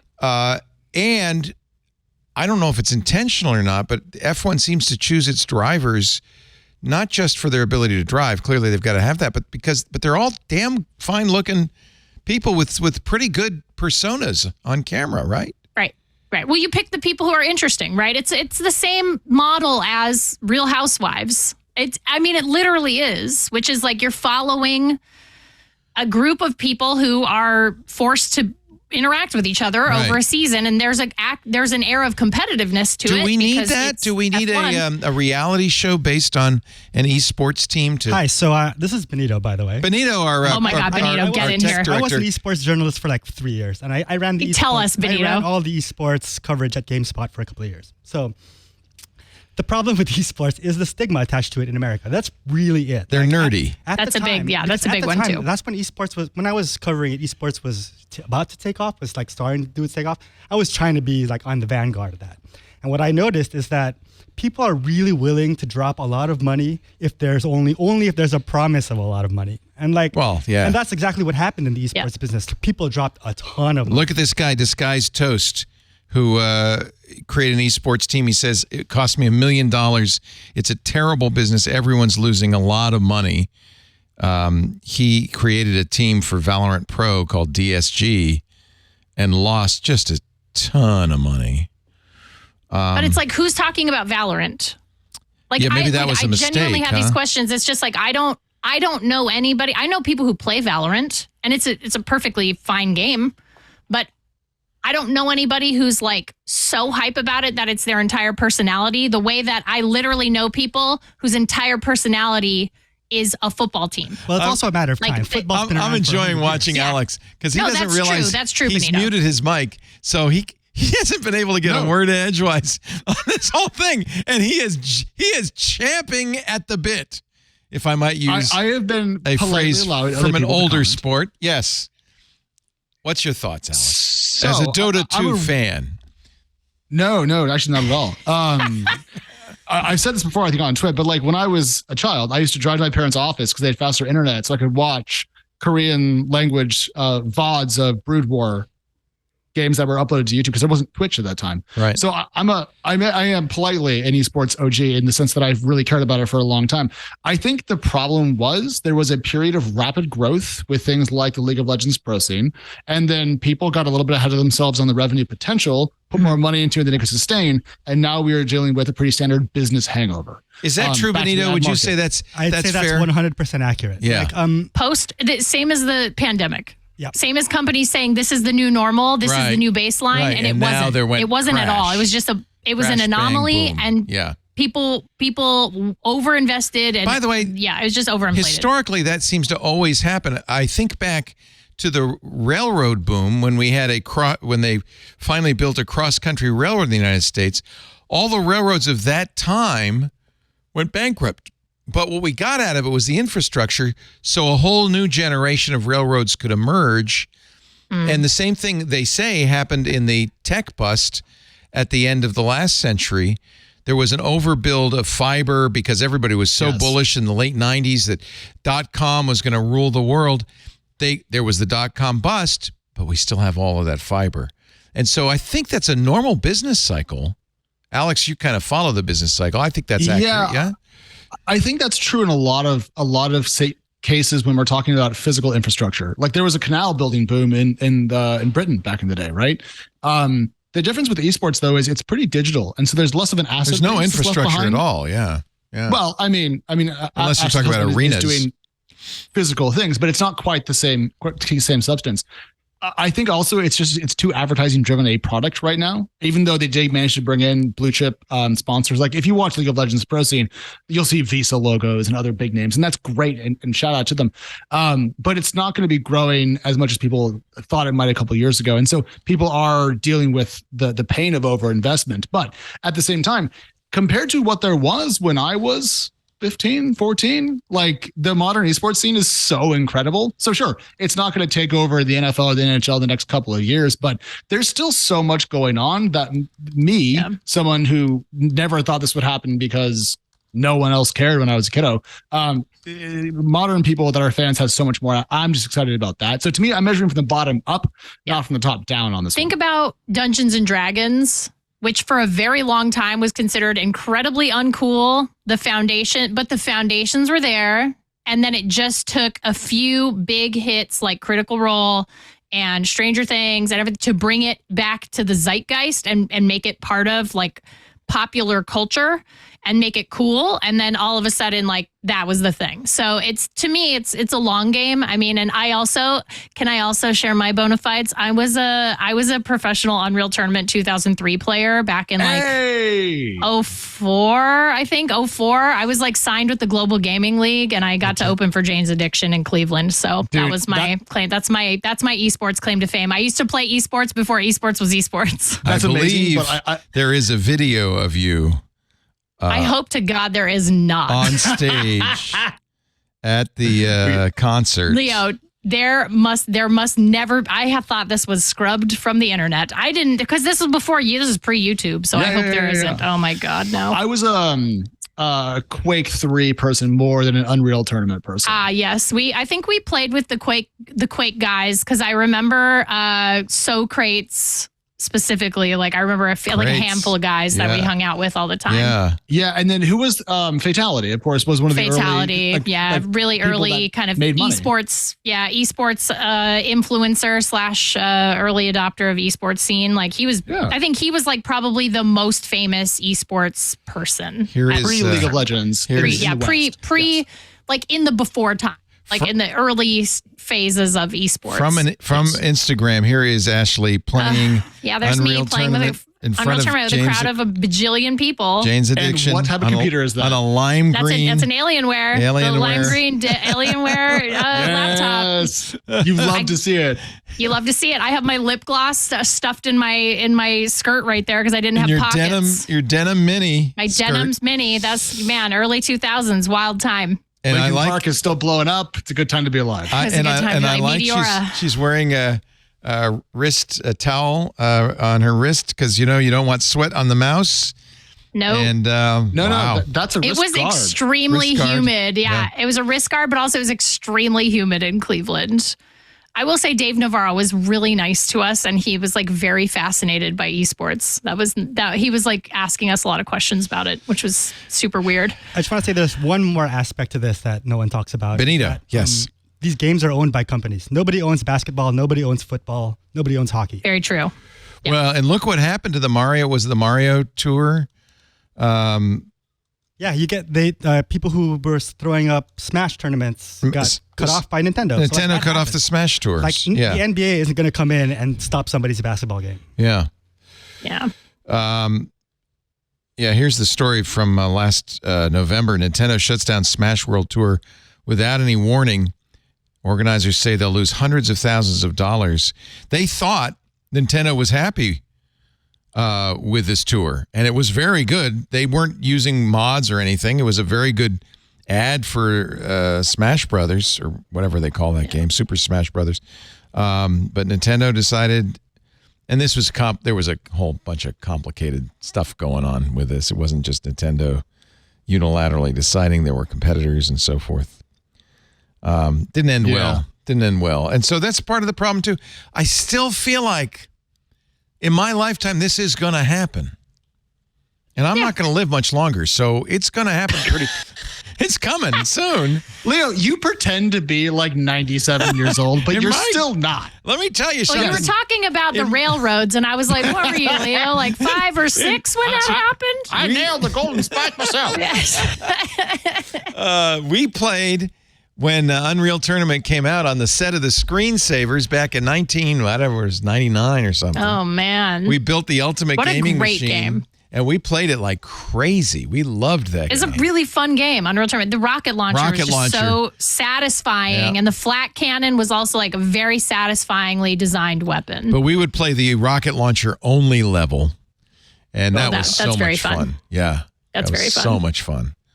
You know what I miss about games in that era is that they were really, really simple. So like I played a lot of Destiny and Destiny 2, and like I got to say, it's too complicated. Great game. No, but it is. I agree with you. There's so much. There's too many dials and knobs and buttons. Give me a rocket launcher and somebody over there. That's all I need. And a castle, and I'll run around.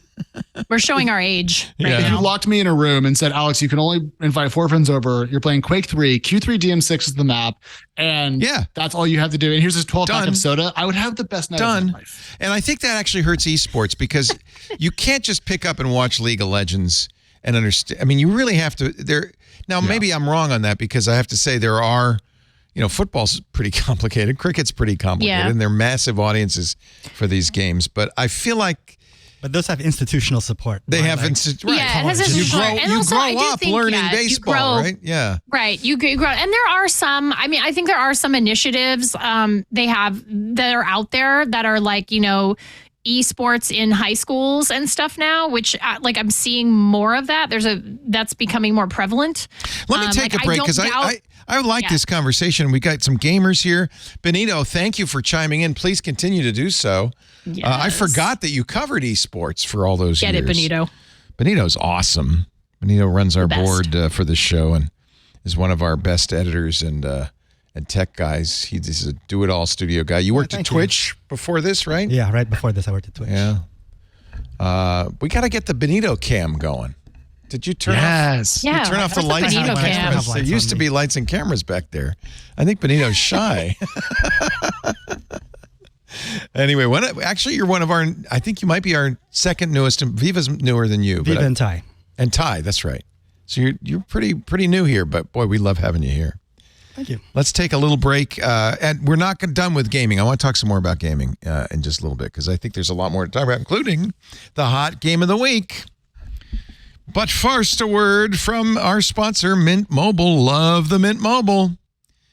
Gotta love this. I was looking at, I have a subscription with all the major carriers because I have a bunch of phones, but also part of my job to review them. I was looking at one of these carriers. I just got a bill, $300. Of course, we have several phones in the family and stuff.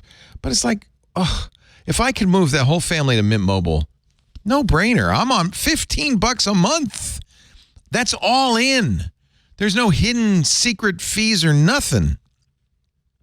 Mint Mobile is the first company to sell premium wireless service online only. That means no stores. You can order from home. There's no hidden stuff. No secret plans. You just save a ton because they don't have to pay for retail. Their phone plans start at $15 a month. They have a family plan that's fantastic. The thing about the family plan, it's very simple. And I think sometimes you look at it and you go, wait a minute. No, that can't be that simple. Yeah, it's very simple. Premium wireless for just $15 a month. All the plans include unlimited talk and text, high-speed data delivered on the nation's largest 5G network. You use your own phone if you want. They will send you a SIM. They don't even charge you for the SIM. Plus, they do eSIM now, so if you have an eSIM-capable phone, easy peasy, you could be using Mint Mobile tonight. You can port your phone number over. All your contacts go with you. They sell phones as well. They're very flexible. It's a no-brainer. Now, what do you get for $15 a month? You get unlimited nationwide talk and text. And by the way, Mint Mobile has inflation. They inflate the amount of data you can use. It used to be 4 gigabytes a month when I started this. It's now 5 gigabytes of data a month. I think that's enough for most people. And now they've go, what's this thing with the 15 gigabytes a month? And 20. And unlimited. All $15? All plans? Wait a minute. Hold on there. Hold up. Holy cow. Look at that. To get your new wireless plan for $15 a month, you pick the plan. To get it shipped to your door for free, go to mintmobile.com/twit. Mintmobile.com/twit. It is, I don't understand why you wouldn't do it. It's so fantastic.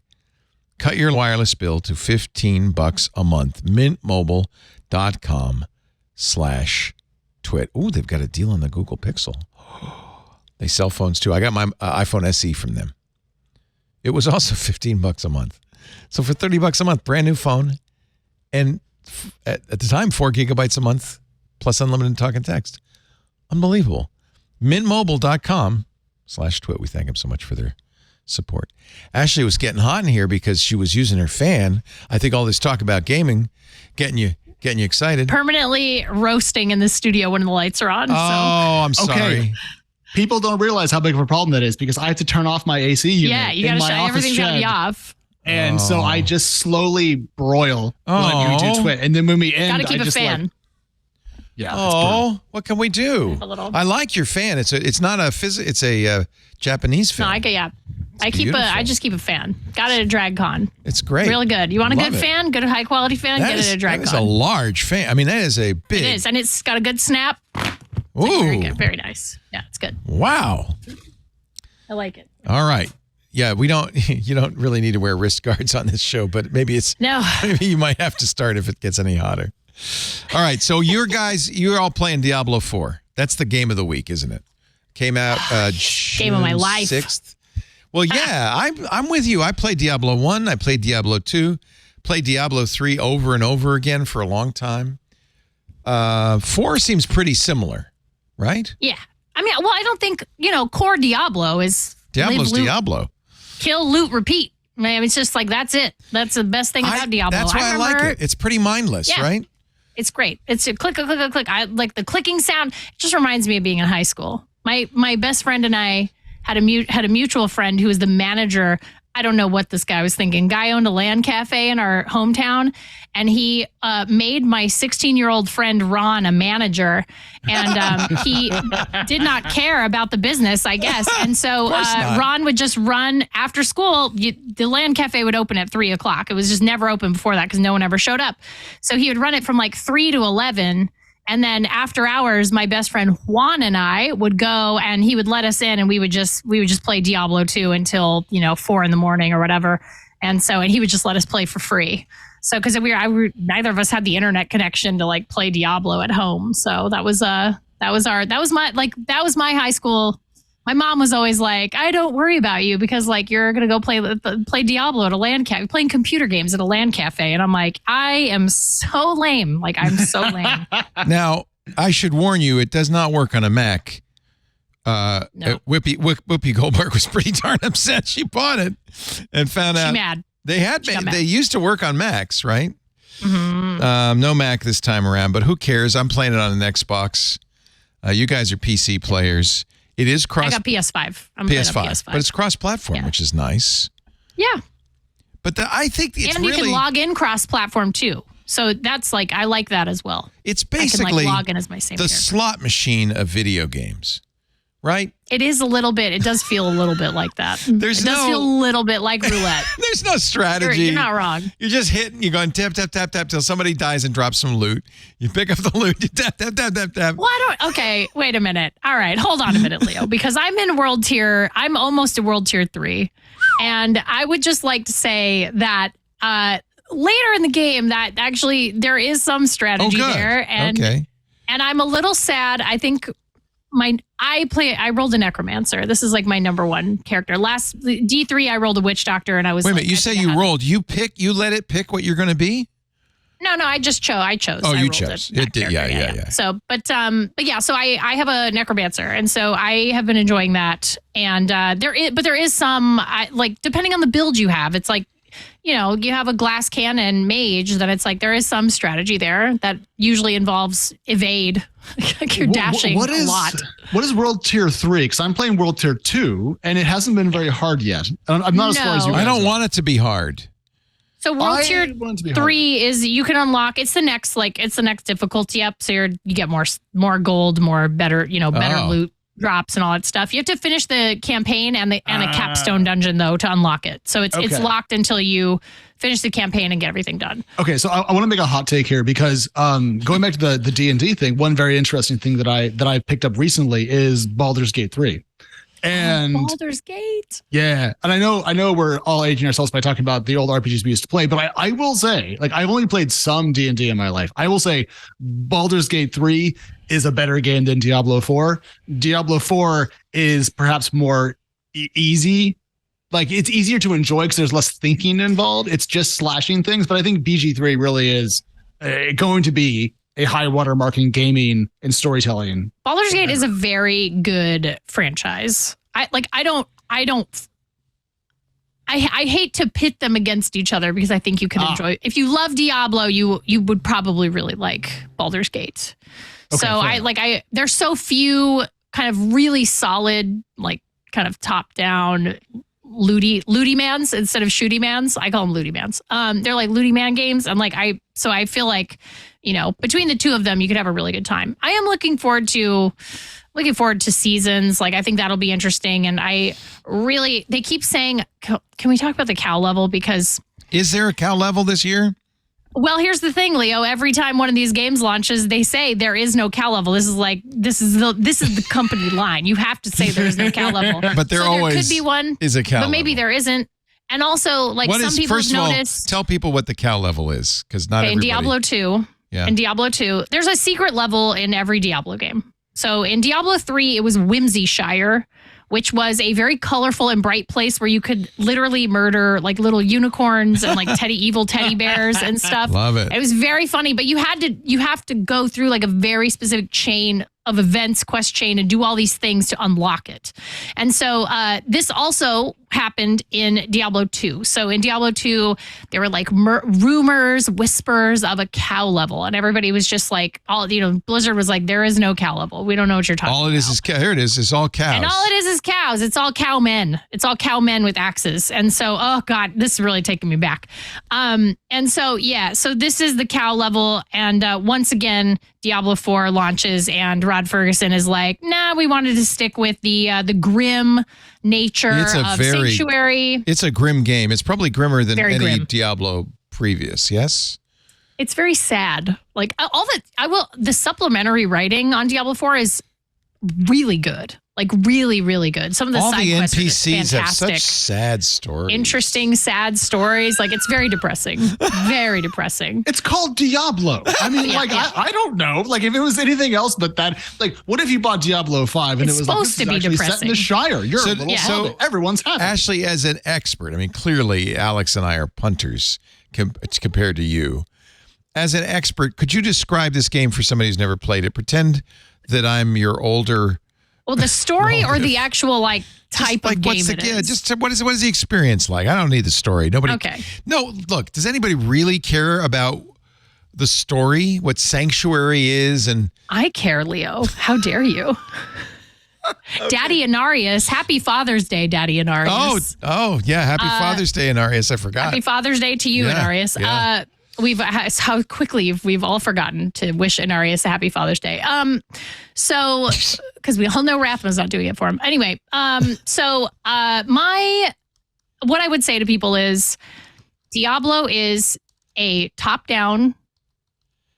Yes, you're not first person. Horror game. You're not wandering through seeing it as first person. You're looking at, what is it called? Isomorphic. You're looking down, isometric. You're looking down at your player and the enemies. Yep. And it's sort of like a 3/4 view. It's not directly top down. Right. 3/4 view. Yeah. And so you have this 3/4 top down view of your character. And this game is basically the goal of this game is to like just demolish the hordes of enemies in front of you and collect loot and make your character look cool. And then there's towns. This is like the thing. Yeah, there's towns, I guess, fine. And you sell the loot back or you salvage get money, it. Gold. Get money. Loot and gold. And then you go back out. Loot. And you get quests. But the quests really are very simple. Go in there, fight a lot of bad guys, get the loot, and then leave. Get the loot and get out. Yeah, the quests are always... It's a game where it's like loot. And then also, it's really fun to play with your friends. You can play multiplayer. It's multiplayer as well. Yeah. You've missed a very important part of the Diablo experience, which is picking up your 74th scythe and trying to figure out in your inventory is this better? Which one's actually the best one. Because it's like plus 4% all elemental inversions. Like, okay, cool. This one has 4% intelligence. It's so complicated. And did they have the compare? Did they have compare before? Yeah, they do. Okay, I like compare. So I have compare next to what I'm looking at. And it's a little better here. It's a little worse here. I don't know. It's poison resistance versus lightning resistance. I don't know. Mm-hmm. So I thought that was just me. I thought you pros it's a complicated stats game. Yes. Actually, you're in Southern California, right? Yes. And Leo, you're in Northern California. So yes. And you're both Rhode places Island. where certain consumables are illegal. In certain parts of the country, they're not. But if you have consumed any of those substances and you are trying to decide which pair of gloves or boots is the best, it is impossible. It is literally impossible. No, it's not impossible. The answer just becomes the prettiest ones. Okay, that's how I play. I'm fashion Diablo. This is like my game that I play. I just want to look really cool. So it's like whatever it takes to get to cool. Also, you have transmog. So it's like you can, if you have a piece of gear that you look really cool in, but the stats are terrible, you can most of them you can salvage and then it will become available to like apply as a skin to your character. And then you can also dye everything and make it match, which is really nice. Oh, you just blew my mind. That's why you're collecting all those strange herbs. Of course, got to get my death mallow or whatever is out there. No, I got to make elixirs with that stuff. And you do all your upgrades and everything. That's like it's really nice. It's a lot of fun. If you want to kill not just a couple of like, devil imps or large cows. You want to kill thousands of them mindlessly. It's amazing. If that's not your jam, it's not your jam. But like it's well done. I'm very happy that D4 seems to be as good as D3. Yeah. Yeah. Solid. I wish I could show you. There's a whole sub community within the Diablo 4 community dedicated to like fashion Diablo. Like it's just people like showing their steez. The drip is strong. Like it's really good. I'm so here for it. I wish I could show you how ugly my druid is. It is. There's no fashion here at all. It's just the ugliest thing you've ever seen. Leo, I'm gonna tweet right at you. I will take a screenshot and tweet it back. All right, I would take a screenshot of mine and I'll send it over. Okay. I think I look cool. I have a red necromancer costume. I have a nice. fat druid. He's really fat, and he's wearing like for some reason antlers, and he's got the ugliest he's got a skirt on. It's horrific, and there's nothing I could do about it. So. I'm just going to stay. You're just out there living your life in nature. I'm out there living my life in nature. Exactly. Exactly. Speaking of games, speaking of Whoopi Goldberg, Whoopi, there is a way to play Diablo 4 on the Mac. Apple kind of let this out at Worldwide Developer Conference, and a few people picked up on it. Christina Warren's article here in Adverse. Thank you, Christina. I didn't know she was still writing. She's now at GitHub. She was on the show last week. Didn't mention that she was going to write this long article about Apple releasing update to Wine that lets you run DirectX 12 games on Apple Silicon computers. It's a 20,000 line code patch for Wine, but it works. And ostensibly, Apple says that it's not to play Diablo 4 on the Mac. It's just to see if Diablo 4 works well and it would be portable to the Mac. But as it turns out, a lot of people are using it to run. Well, here's an example. A Diablo 4 running at 60 frames. Good for them. Yes. On an M2 Max computer. So you can absolutely do it. This is at Ultra. And so Whoopi, just, you might want to check this out. I don't know how your hacking skills are these days. Yeah. But you could do it. Was I stupid to do a druid? Should I have done a necromancer? No. You're both necromancers. There must be something about it. I like having a skeleton entourage. That's how I've always. Cool. I like to have an entourage. I was a witch doctor in D3, and I had a whole bunch of minions. Yeah, minions. I don't know. Do druids get minions? Probably not. I think do you get wolves? You get one minion. We might get a bear. We might get a bear with us. I think you can turn into a bear. I can turn into a bear, which is really fun. Yeah. Yeah. That's exciting. That seems cool. I rolled a barbarian and named her Barbie, but I haven't leveled her yet. I think that when Diablo 3, I was playing as a barbarian most of the time because I liked that was a fun class in D3. That was fun class in D3 a lot. Yeah. Well, I play a wizard, so. Oh, you're a wizard, not a necromancer. Well, it's kind of the same. No. I was going to say, this is off topic, but D3. In Baldur's Gate 3, I play as a wizard, but I decided to change it up and be a necromancer in D4. Evil wizard. Bone wizard. Yeah. I'd rather talk about gaming than the rest of this, but all right. I guess we have to change the subject. Anything you want to say, Benito, before we move on? No, my takes about Diablo 4 are too spicy for the internet. Oh, you don't like Diablo? Oh, tell us now. No, I've divorced myself from all Skinner boxes. So it is a Skinner box. You press the button, you get a little bird food. Yeah, I don't play loot games anymore. It is absolutely, that's all it is a loot game. You play Dwarf Fortress. What is that? What do you call that? That's a deep simulation. Deep. It's deep. No, it's not. It's a simulation. Well, you probably like Farthest Frontier. That's a simulation. Or Sims are the best. Be a Beaver on Timberborn. That's a good one. The only enemy in Timberborn apparently is a drought. But other than yes, if you could survive drought. As you said, Alex, before the show, it's all about water management. It's a great game. Or you can play Frostpunk and your enemy is the cold. I mean, these are fun things. Yeah. Lena Khan, we were talking about her. I'm sorry, not Lena Khan. And my other hero in the Biden administration, Jessica Rosenworcel. Rosenworcel.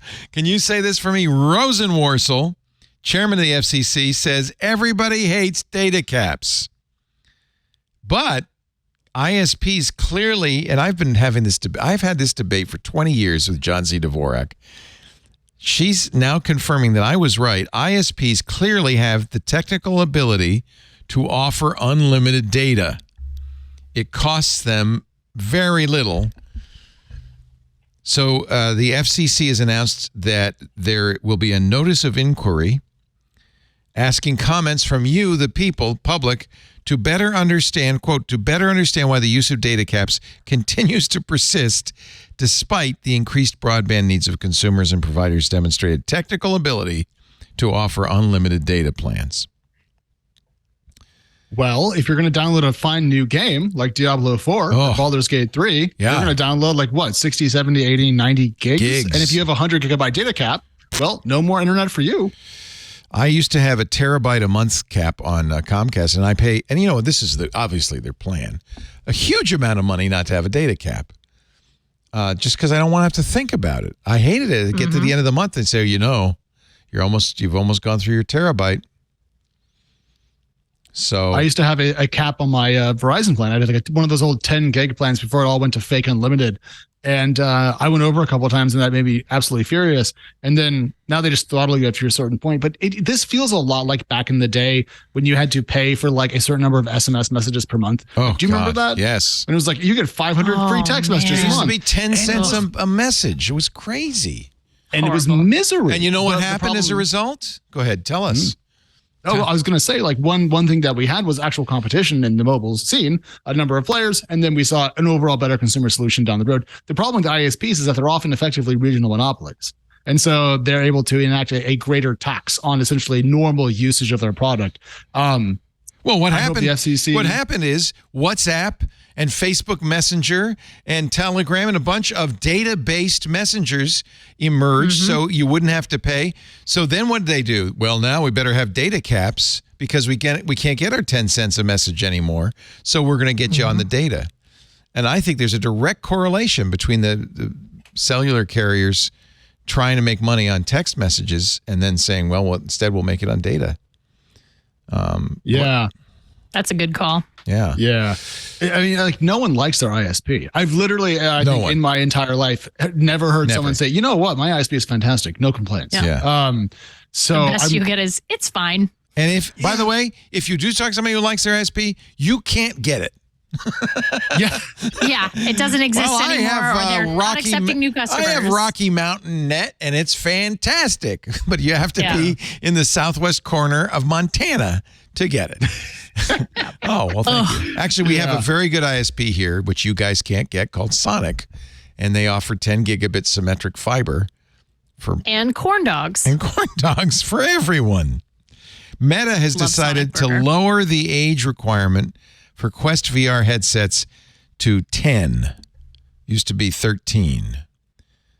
As if any 10-year-old's ever heard of Facebook.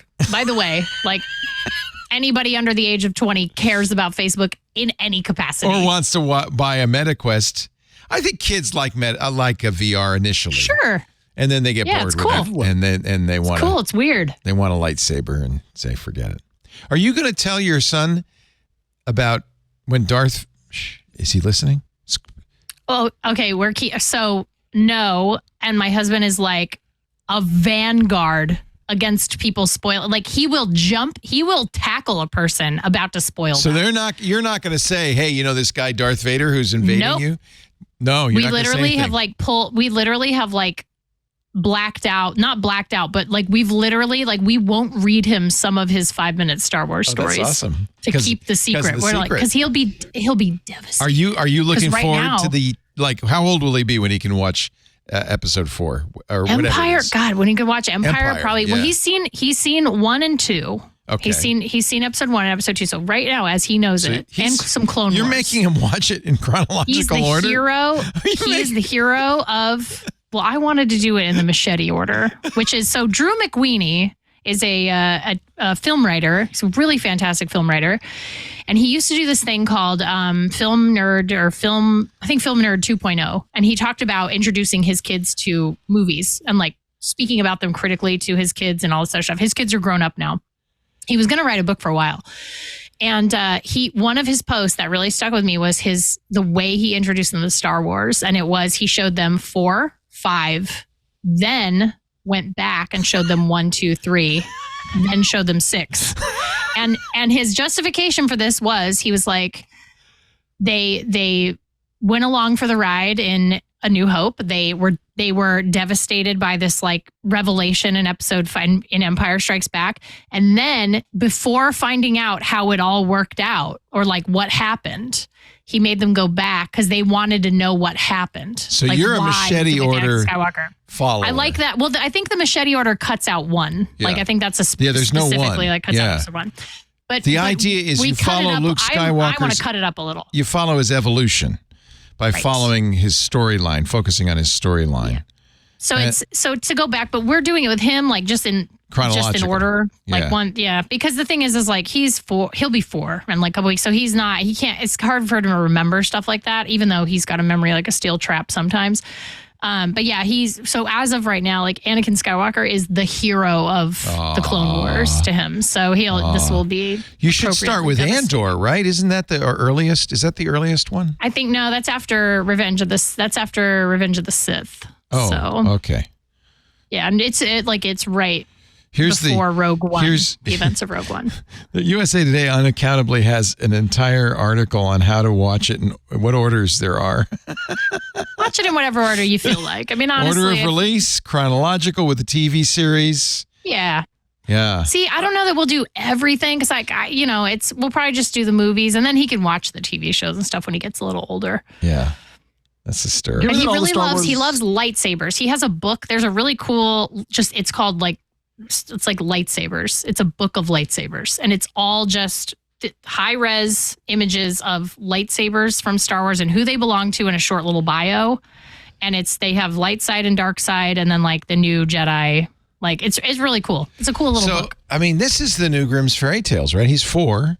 This is like, instead of fairy tales, this is his new, and I think that's actually what George Lucas wanted. I think that was his whole, this is a new mythology. That's right. He really loves The Hero's Journey. Yeah. Like that's like his all-time favorite, thing. He loves Joseph Campbell. And so this is his hero's journey. And he loved old pulp stuff like The Lone Ranger and, all of those radio serials. And so this is, that was his version of it. And I think, makes sense. It's just really fun. It's like a fun space opera. It's not, I like people. I didn't get into Star Wars when I was a kid because I missed it.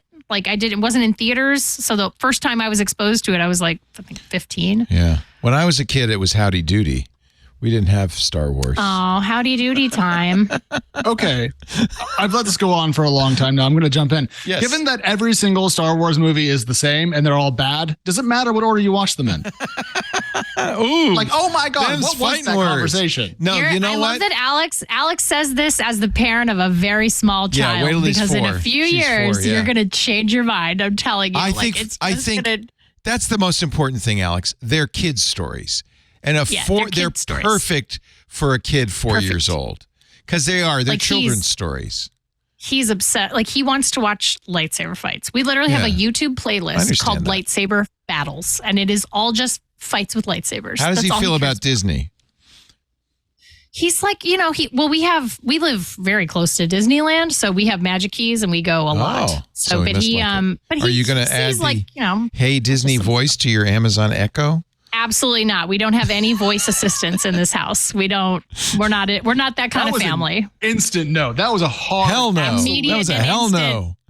No, I don't want any voice assistants in my house. It's just not a thing I'm interested in. You're smart. My father-in-law has dozens of he had like boxes of like the Google Home Minis and like it was pandemic. So whenever you said like or a Siri, set an alarm or whatever, the whole house would just go off like a bomb. Yeah, welcome to my house. It was a terrible couple of years. No, welcome to my house. I have everywhere there is a voice assistant. I have Siri, Echo, and Google side by side. everywhere. Leo, no. Everywhere. Leo. And exactly like your father-in-law, if you say echo, if you say the keyword, it wakes up in several different rooms, and you have to say, no, this one.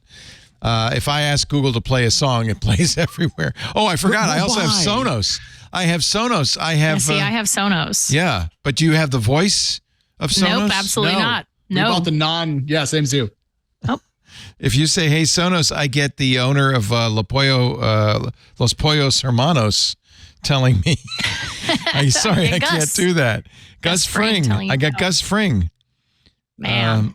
It's a little creepy because it's clearly Gus Fring, and he mostly can't do anything. So he says, I'm sorry. It's a little, I wonder if I can play this. Is this? That's unnerving. Let's see if this, let me turn on my sound and see if this is Gus Fring's voice. Hey Sonos, what's playing? This is Superstar by Beach House. Yeah, see, it's Gus Fring answering. Giancarlo Esposito, man. Like that's like so honestly, Esposito. I love him as an actor. So good. I'm not sure when I'm coming out of my speakers.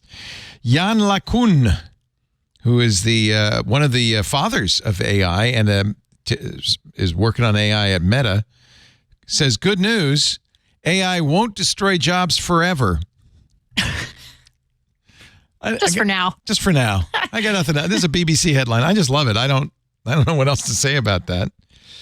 Not forever. Yeah. I'll jump in here. So how many technological revolutions have we had going back in time? Like agriculture, wheel, industrial revolution. So like are you going to go all through all of them? 5? Now? Like really major ones, like probably between 5 and 7. Sure. Pick a number. You can even bring in some smaller ones too. Make it 25. Yeah. Sure.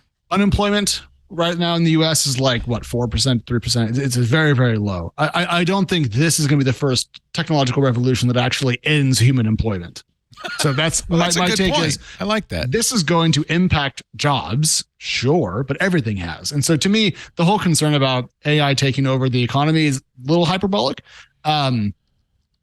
So this to me is more him saying, look, things are going to change, but it'll be okay. And far be it for me to agree with Meta on something, but yeah, I think Jan LeCun is dead on here. He's right. Okay. Yeah. Don't worry about it. It's going to be fine. Speaking of ISPs, Comcast has complained to the FCC. You know, the FCC has passed this bill, or Congress passed this bill, that you'd have to have these broadband facts, just like nutrition labels, next to your bill, next to your advertisements, so that consumers will know exactly what speed you're going to get at what price and so forth. In a filing last week, Comcast told the FCC, we can't. It's too complicated. It's too hard. We don't. Well, have they ever tried to cancel themselves, their own service? That's hard too. Yeah. That's really hard too. It's really complicated, but you know what? I know people who have done it. Yeah, but this is an admission of guilt, right? This is not a defense. Yeah. This is saying this is too complicated. Right. We do need the system because we can't even do it ourselves. And I hope the government says, okay, then maybe you should make it simpler. Yeah, like really, that's the answer. That's the response. Exactly right, Alex. I would point out, Comcast's billing software seems to be able to figure it out. Consistently. In fact, every month for everybody on time. Yeah. So weird how that happens. Comcast doesn't actually want to show you how much it's going to cost. That's the fact. Well, it's like, Cheesecake Factory went crazy when they said, oh, you got to put the calorie counts next to everything on the menu. It's like, it's the same thing. They were just like, we can't possibly calculate this. Like, have you seen the size of our portions? We can't print them in these zeros. We're running out of ink. There's too many zeros here. People will think it's the price. Oh, wow.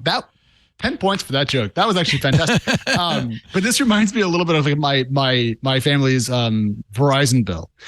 Every month I get a text saying, thank you for paying this. This was charged to your account. And it just feels like a random number that goes up by like 2% a month. And I swear to God, in like 5 years, it's going to be an infinite amount of money. Yes. But I have no idea how the number was put together. Like zero idea. They just take some money every month and I go, okay. And that's how I feel about my ISP as well. So simplifying this makes a lot of sense. And I hope that the 7 people who work at the FCC can take on a industry worth several $100 billion. More power to them. It's just so funny that we can't figure this out. Our billing software can, but we're not gonna figure this out. Hey, let's take a quick break. Want to wrap things up, and I got to find out about Rowdy Skeleton, which is your brand new business, right? Yeah. This is we launched a media training company. I'm excited about it. What's media training? What does that mean? Well, when you see somebody from a company and they are on something like a developer direct, or if they are talking to the press, usually executives get extensive media training. But there are lots of people at companies who don't get media training, and they should, because there are a lot of companies out there who wish they had more people who could speak eloquently and impactfully about the business and services they provide. And so instead of leaning on your PR arm or your HR arm to help your employees speak on camera, which can be very difficult and is often a very specific skill set. Leo, you know what's up with that. Well, I'm feeling a little self-conscious. Isn't easy. Am I doing anything that you would note that I'm doing something wrong? You're great, Leo. You're a legend. You're an icon. I was so insulted because Tech TV brought in a media training person, and we were all supposed to bring her our tapes and sit down, and I was so insulted. It's like, I don't want to be trained by you. I don't even know what you're. But well, you were already a host. But I was already on TV. Exactly. Yeah, this is for. We like to train people up who are who are nervous on camera. How do you train people to be better on camera? I would like to know that. We do a lot of different things. I mean, recently we just did we built from the ground up a workshop for Microsoft for the Xbox team. Oh, cool. And a lot of the full-time employees at Microsoft who were part of the program were very scared to be on camera. And we created a week-long workshop that involved them learning how to read teleprompter better. Doing things like... Do you dress up as Lilith and jump out from behind the camera? Totally. Jump scare people. Yeah, just to get the people. 100%. I will do that. If the price is right, I will media train you any way that you prefer. But yeah, we did a really fun workshop. And by the end of the week, I mean, even after the first day, we showed them the very first thing they did on camera and then the last thing, the most recent thing. And they couldn't believe the difference. I mean, it's such a stark difference for so many of them. And to give them that sense of confidence and really get them to a headspace where we also do things like we train people on online abuse and harassment prevention. We tell people how to protect their peace. How do you do when that? They start appearing on camera? And that comes from my, many years of experience. Oh, Jesus, yes. Being harassed by people on the internet. Yeah. How do you keep your peace? How do you? Because I'm working on that. I don't know if I'm very log good at out. It. Log out. Yeah. Now, a big one is for me. Like a really big one is I tend to. My first one is I always tell all my friends and family, please do not go fight for me on the internet. Yes. That's like such a big one that a lot of people don't do. They don't think about engage. it. Yeah. It's like, you cannot go defend me on the internet to everybody who doesn't like me. And then also the other part of the second half of that is you won't be for everybody, and that's okay. Right. Like, it's totally fine. You will not be for everybody. And that's fine. You're going to have people who find you very annoying. I'm sure there are people listening right now who find me very annoying, and that's okay. I totally respect your opinion. Yeah. I mean, if people who are listening right now find you annoying, Leo, I'm not sure what they're doing listening, but I would argue they show up for you. I don't. This always puzzled me, but there are people who hate watch. That's true. Or hate listen. True. There are some hate watchers. I hate Shout you, out to and all I'm of our going to haters. listen to you every day. Tell you everything you're doing wrong. It's the first. You. It's the. I would not choose to be in the public eye if. Don't do it unless you really have to, because. Yeah. As soon as you stick your head up, somebody's going to try to chop tough. it out.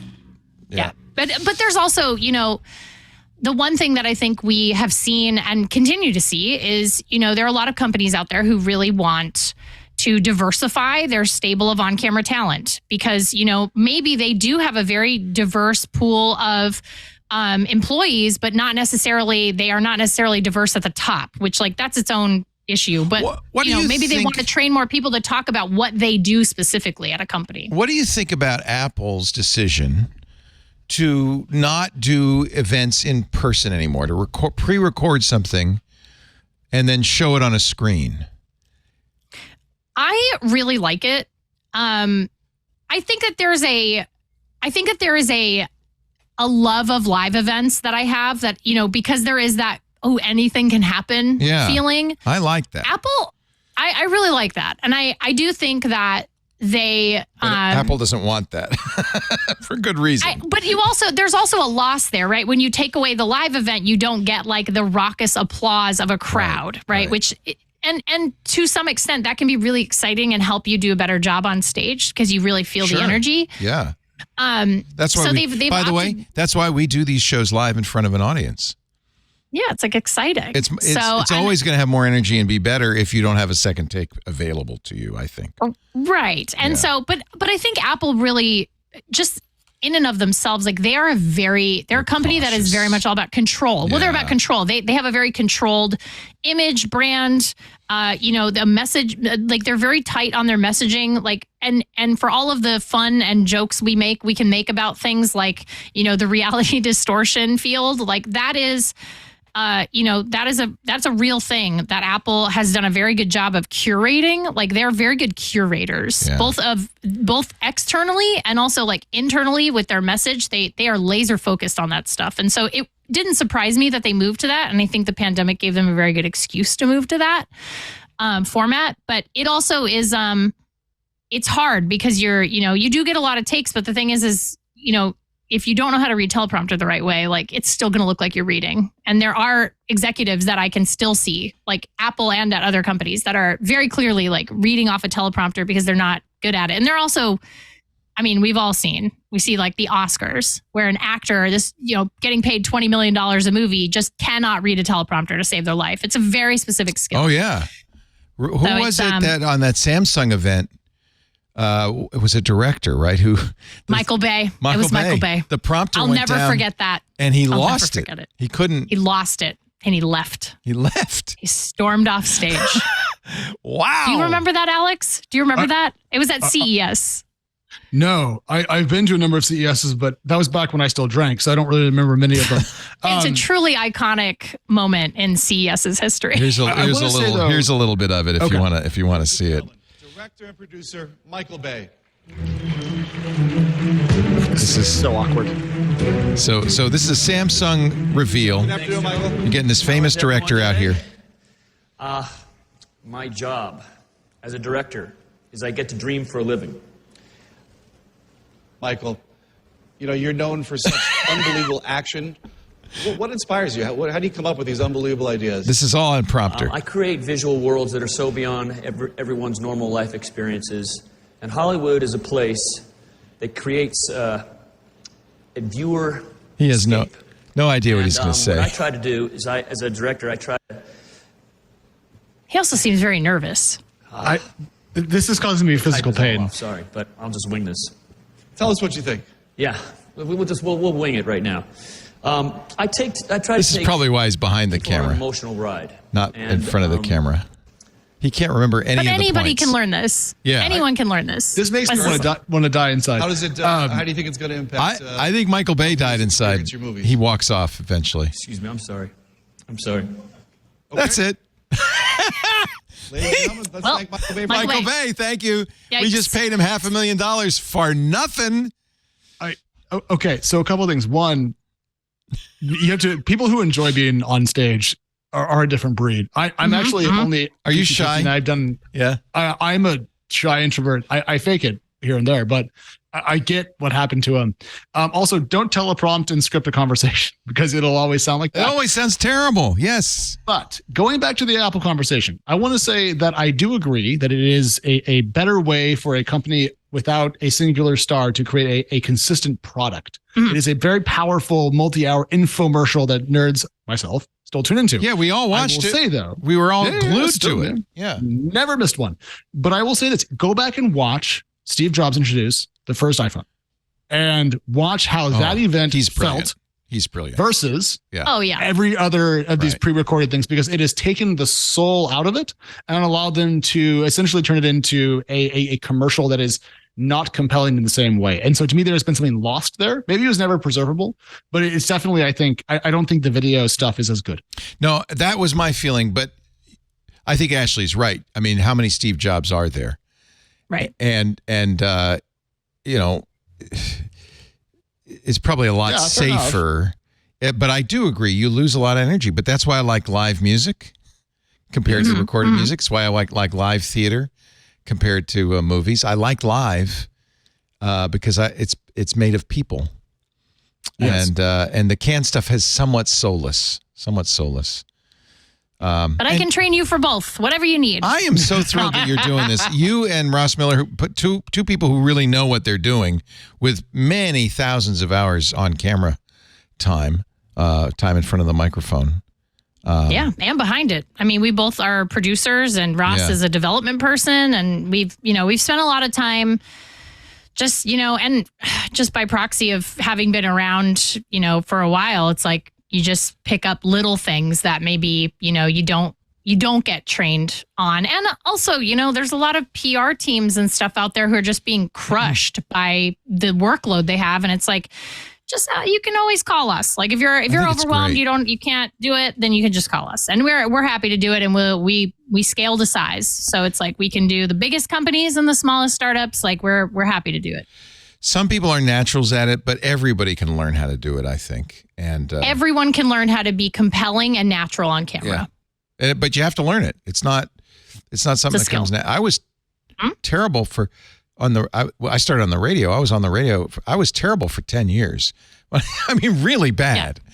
And I was awful. Yeah. Until I, did it long, and had enough hours under my belt, but also I think until I stopped trying to appeal to people and gave up. As soon as I thought, it's not till I gave up when I gave up that started going well.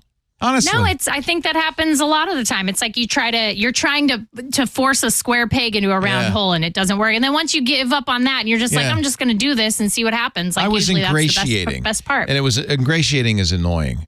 I just said, screw it. The hell with you. I don't care. Even Alex says, he's like, the Alex, you were saying like banter and stuff, like don't script that. But it's like, no, you can teach that. You can teach how to have natural. You can write that script. You can learn to write that banter. Every movie you've ever seen, every TV show you've ever seen, the banter is scripted, but you can deliver it if you know what you're doing. In a natural way. Yeah. It's true. But that is one good lesson, which is if you have somebody untrained, don't give them a script because they aren't going to. That's painful. Yeah. It's for them, especially. I mean, it's for your company too, but I mean, for them also, it's like that's really hard. And it's really scary. What is it? That wasn't there an old thing that was like people were more afraid of public speaking than death? Sure. Like it's the scariest thing. Everybody's had a dream of standing in front of an audience naked or whatever, and it's just terrifying. So instead, go to rowdyskeleton.com and get a little training. I think that's absolutely required for any business that has any public component. Thanks, and I really agree about the online. Preparing people for the inevitable harassment is also very important. I wish I'd done that with a lot of our hosts. And it is inevitable. Because it is inevitable and nothing you can do about it. Even in a small amount, it's inevitable. Yeah. Everybody, well, you're doing it in public, so everybody has an opinion. Yep. Let me take a break. Some final thoughts with our wonderful panel, Alex Wilhelm from TechCrunch, Ashley Esquetha of Rowdy Skeleton, and her new book, Art of Psychonauts 2. Our show today brought to you by Grammarly Go. Hey, if you're writing, it's awesome. We tried it in beta for a long time because we're all doing a lot more communicating than ever before. Whether you're writing a thank you note or creating a business plan, give yourself a helping hand with Grammarly Go. It's a communication assistant powered by, generative AI. It's really a fun thing to have by your side, and it is a great way to solve writer's block, to get you unstuck, to get you, even with an email or a note, it helps you compose intelligently. You write the prompt into Grammarly Go. It will generate high-quality writing, so you don't have to do all that wordsmithing. But then you can also personalize it, customize your style of communication. There's a button called Set Voice. You can use the tone indicator at the top of the Grammarly Go window and then personalize your tone. If you want it to be more formal or more casual or kind of neutral, you can choose personable, confident, empathetic, engaging, witty, or direct. Sometimes when Lisa and I are writing emails to staff. Direct is not the problem. We maybe want to soften it up a little bit. Grammarly Go will help you with that. Grammarly Go understands your unique context, your preferred voice, but even more importantly, your goals to generate high-quality writing quickly with just a few quick clicks.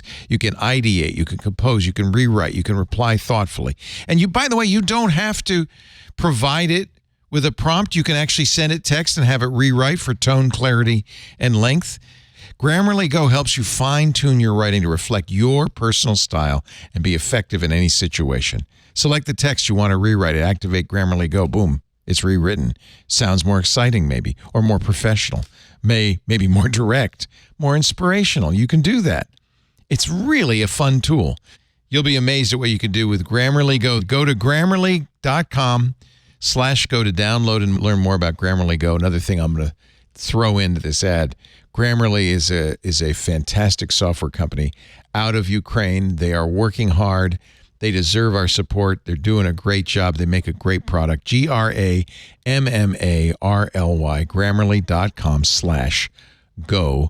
Give it a try. You can try it out, and I think you'll be very impressed.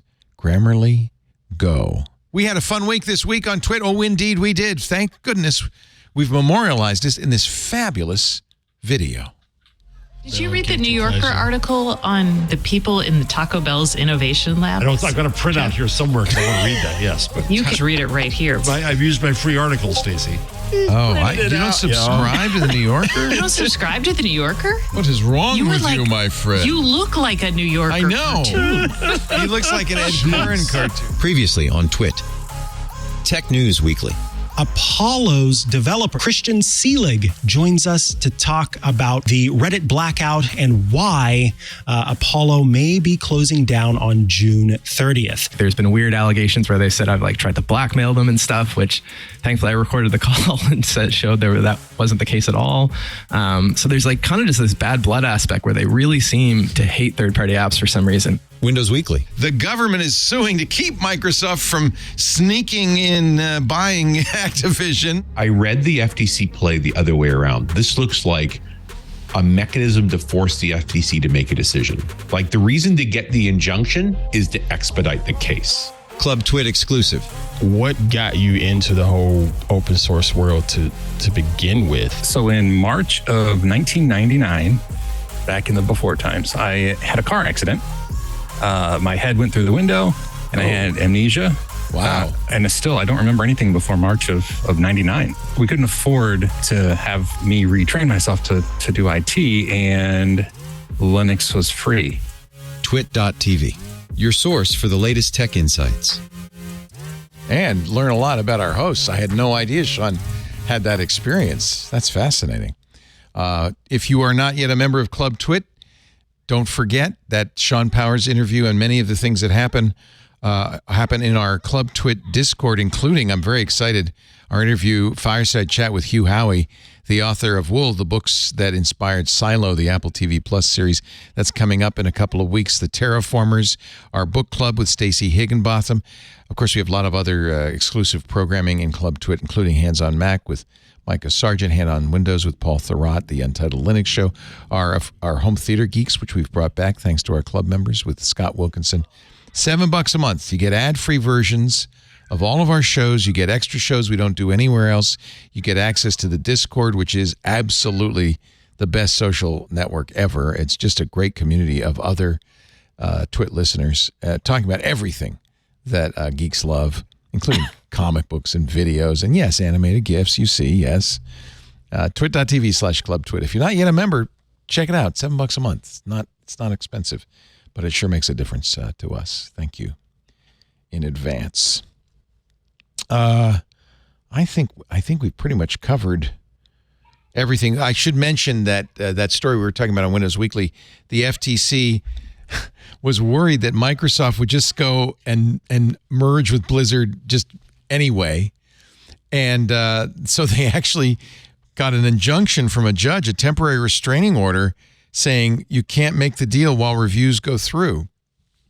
Is that unusual, Alex? It seems to me that they would say it's on hold until the FTC is final. I don't want to get too far over my skis here because this is a part of law involving technology where I'm not the greatest expert. But if they were concerned about that, we have to at least presume that it was a possibility. I think Microsoft was planning it. Yeah. Yeah. And don't forget what Microsoft's top lawyer said about the UK's complaints about the deal. He was brutal about it. So I think these companies are pretty much accustomed to getting their way and don't like being told no, and we're going to force this through. So I'm proud that the U.S. government has discovered that it has at least a couple of vertebrae in its spine. Congratulations. Go team. Yeah. And Microsoft can't sneak in the acquisition ahead of time. The administrative judge hears the case in the U.S. in August. I don't think the UK is backing down. I think Microsoft's going to appeal that. This is all about the merger with Ashley's husband and brother, the Activision Blizzard Esquetha merger. Sorry for my comments about the merger. Maybe it'll be. No, I don't. I mean, look. I'm a neutral. I'm like genuinely a neutral third party. I'm like, I don't know what's going to happen. And so I'm just watching it. I'm just kind of here with popcorn being like, I'm not sure what's going to happen, but hopefully whatever happens like means that my husband still has a job. Like that's all I care about. So, I'm sure he will no matter what. I like health insurance. And so that's all I care about. Yeah. What is your husband's doing the esports thing. What's your brother doing there? He's a game producer on World of Warcraft. Oh, nice. He started my brother started his Blizzard career on Diablo 3 doing QA. Oh, that's so cool. So I like to say, I tell him he got his job because of me. Because he was very bummed out. He had gone through a breakup and was like very miserable. And I was like, hey, I got to go cover the World of Warcraft Cataclysm launch. Like, can you just come with me? And he was like, I need a camera guy. So just come with me. And he's like, okay. So we went and we ended up just like, because we both had already pre-ordered the game, we didn't have to wait in the big line. And I was just covering it for YouTube and for my YouTube channel. And so we just happened to sit down next to a guy at the food trucks who worked at Blizzard and who was working on Diablo and was like, you should apply. You'd be great at, I think you would love it at Blizzard. And he was just like, there's no way I'm going to get a job at Blizzard. And because he was working at Target. He was working in the electronics department at Target at the time. And so he got a QA job on Diablo 3, and then he's been there ever since. And he worked his way up, and he's now producing World of Warcraft. Yeah, he's game producer on World of Warcraft. That's pretty amazing. I'm very proud of him. He's like, first of all, my brother's awesome, and we love video games, and we play Diablo like literally every night. If you think I'm a Diablo fan, like he's like, I don't even. Did your mother, when you were kids, say, "What are you gonna do? Play video games for a living?" No, that was my dad. That was my dad. My dad now tells all of his patients, he's like, yeah, I used to tell my son all the time, like, you got to get outside, play less video games. Like, I'm really kicking myself now. I can't believe I was totally wrong. My mom was actually, she bought me an NES when I was 3 for my 3rd birthday, my NES, my Nintendo. And I used to watch her play video games. And that was how I got into games. So your mom was a gamer. She totally bought it for herself. She did not buy an NES for a 3-year-old. She bought it for herself. And so, yeah, I remember watching my mom and just thinking she was like amazing because she was playing Castlevania 2, Simon's Quest. And I just thought she was a genius for finding the invisible mansion. So you're not going to have any trouble if your son decides he wants to play video games. Yeah, it's fine. No, it's totally fine. But he loves music. Who knows what he's going to do. He's like... He contains multitudes. I think to some degree, the worst thing you can do is say, no matter what, you can't play video games because that makes it this forbidden fruit. And then it's all of a sudden. He doesn't. We play a little Mario Kart. Like we don't play a lot of video games, but but we play some. He likes Animal Crossing and Mario Kart. And he calls Splatoon Squid Game, which is very funny to me. He's like, Mommy, let's play Squid Game. And I'm like, let's not play Squid Game because that is very dangerous, but we can play Splatoon. That's fine. I am going to let you go be with your husband. Wish him a happy Father's Day. I apologize for dragging you away on this special day, but it's so great to see you, Ashley. Thank you for being here. Happy to show up and not shut up about anything. Yeah, thanks for having me. I don't want you ever to shut up about anything. Rowdyskeleton.com if you want to hire Ashley and Ross to do your media training. It's a must-have. And look for The Art of Psychonauts 2. It comes out this, sometime in the next... I think this summer. Yeah, this summer. Next couple of months. Art of Psychonauts 2, and of course on the Twitter, Ashley Esquetha. Thank you, Ashley. ESQEDA. Thank you, Ashley. Real new father, 6-month father. This is your first Father's Day, and please apologize to Liza. I'm so grateful to her that Alex could be here, Alex Wilhelm. Proud papa. Yeah, well, I haven't gone in and said hi, so it's been 3 hours of me not knowing how bedtime went. So we'll see how it goes when I get back in the house. If she's mad, have her call me, okay? Trust me, I will. And I know a secret place in the basement where she can lock you. You don't know this, Ashley, but Alex lives in my childhood home, where I did not play video games. Yeah, one of those small world moments. That's wild. Isn't that wild? Yeah, in Rhode Island, of all places. Yeah. I can't believe it. It's a long story, but everybody at Twit knows it, so I won't repeat it. Yeah, but I'm gonna say, like, it was weird to wake up on Father's Day for the first time in my life and have it be about me. It's about you. Yeah. It was strange. You deserve it. But I will say, my kiddo is the most beautiful and amazing thing in the entire world. So of course she is. It was a surprisingly lovely day. Yeah. Happy she Father's is Day. very cute. Oh, dude, Ashley, you don't even.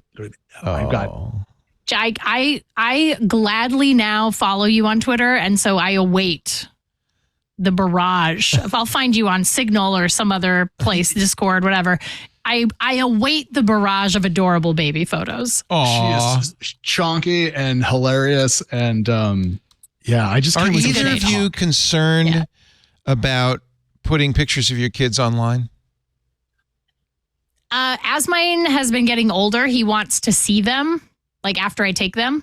And so I have slowed down quite a bit on posting more recent pictures of him.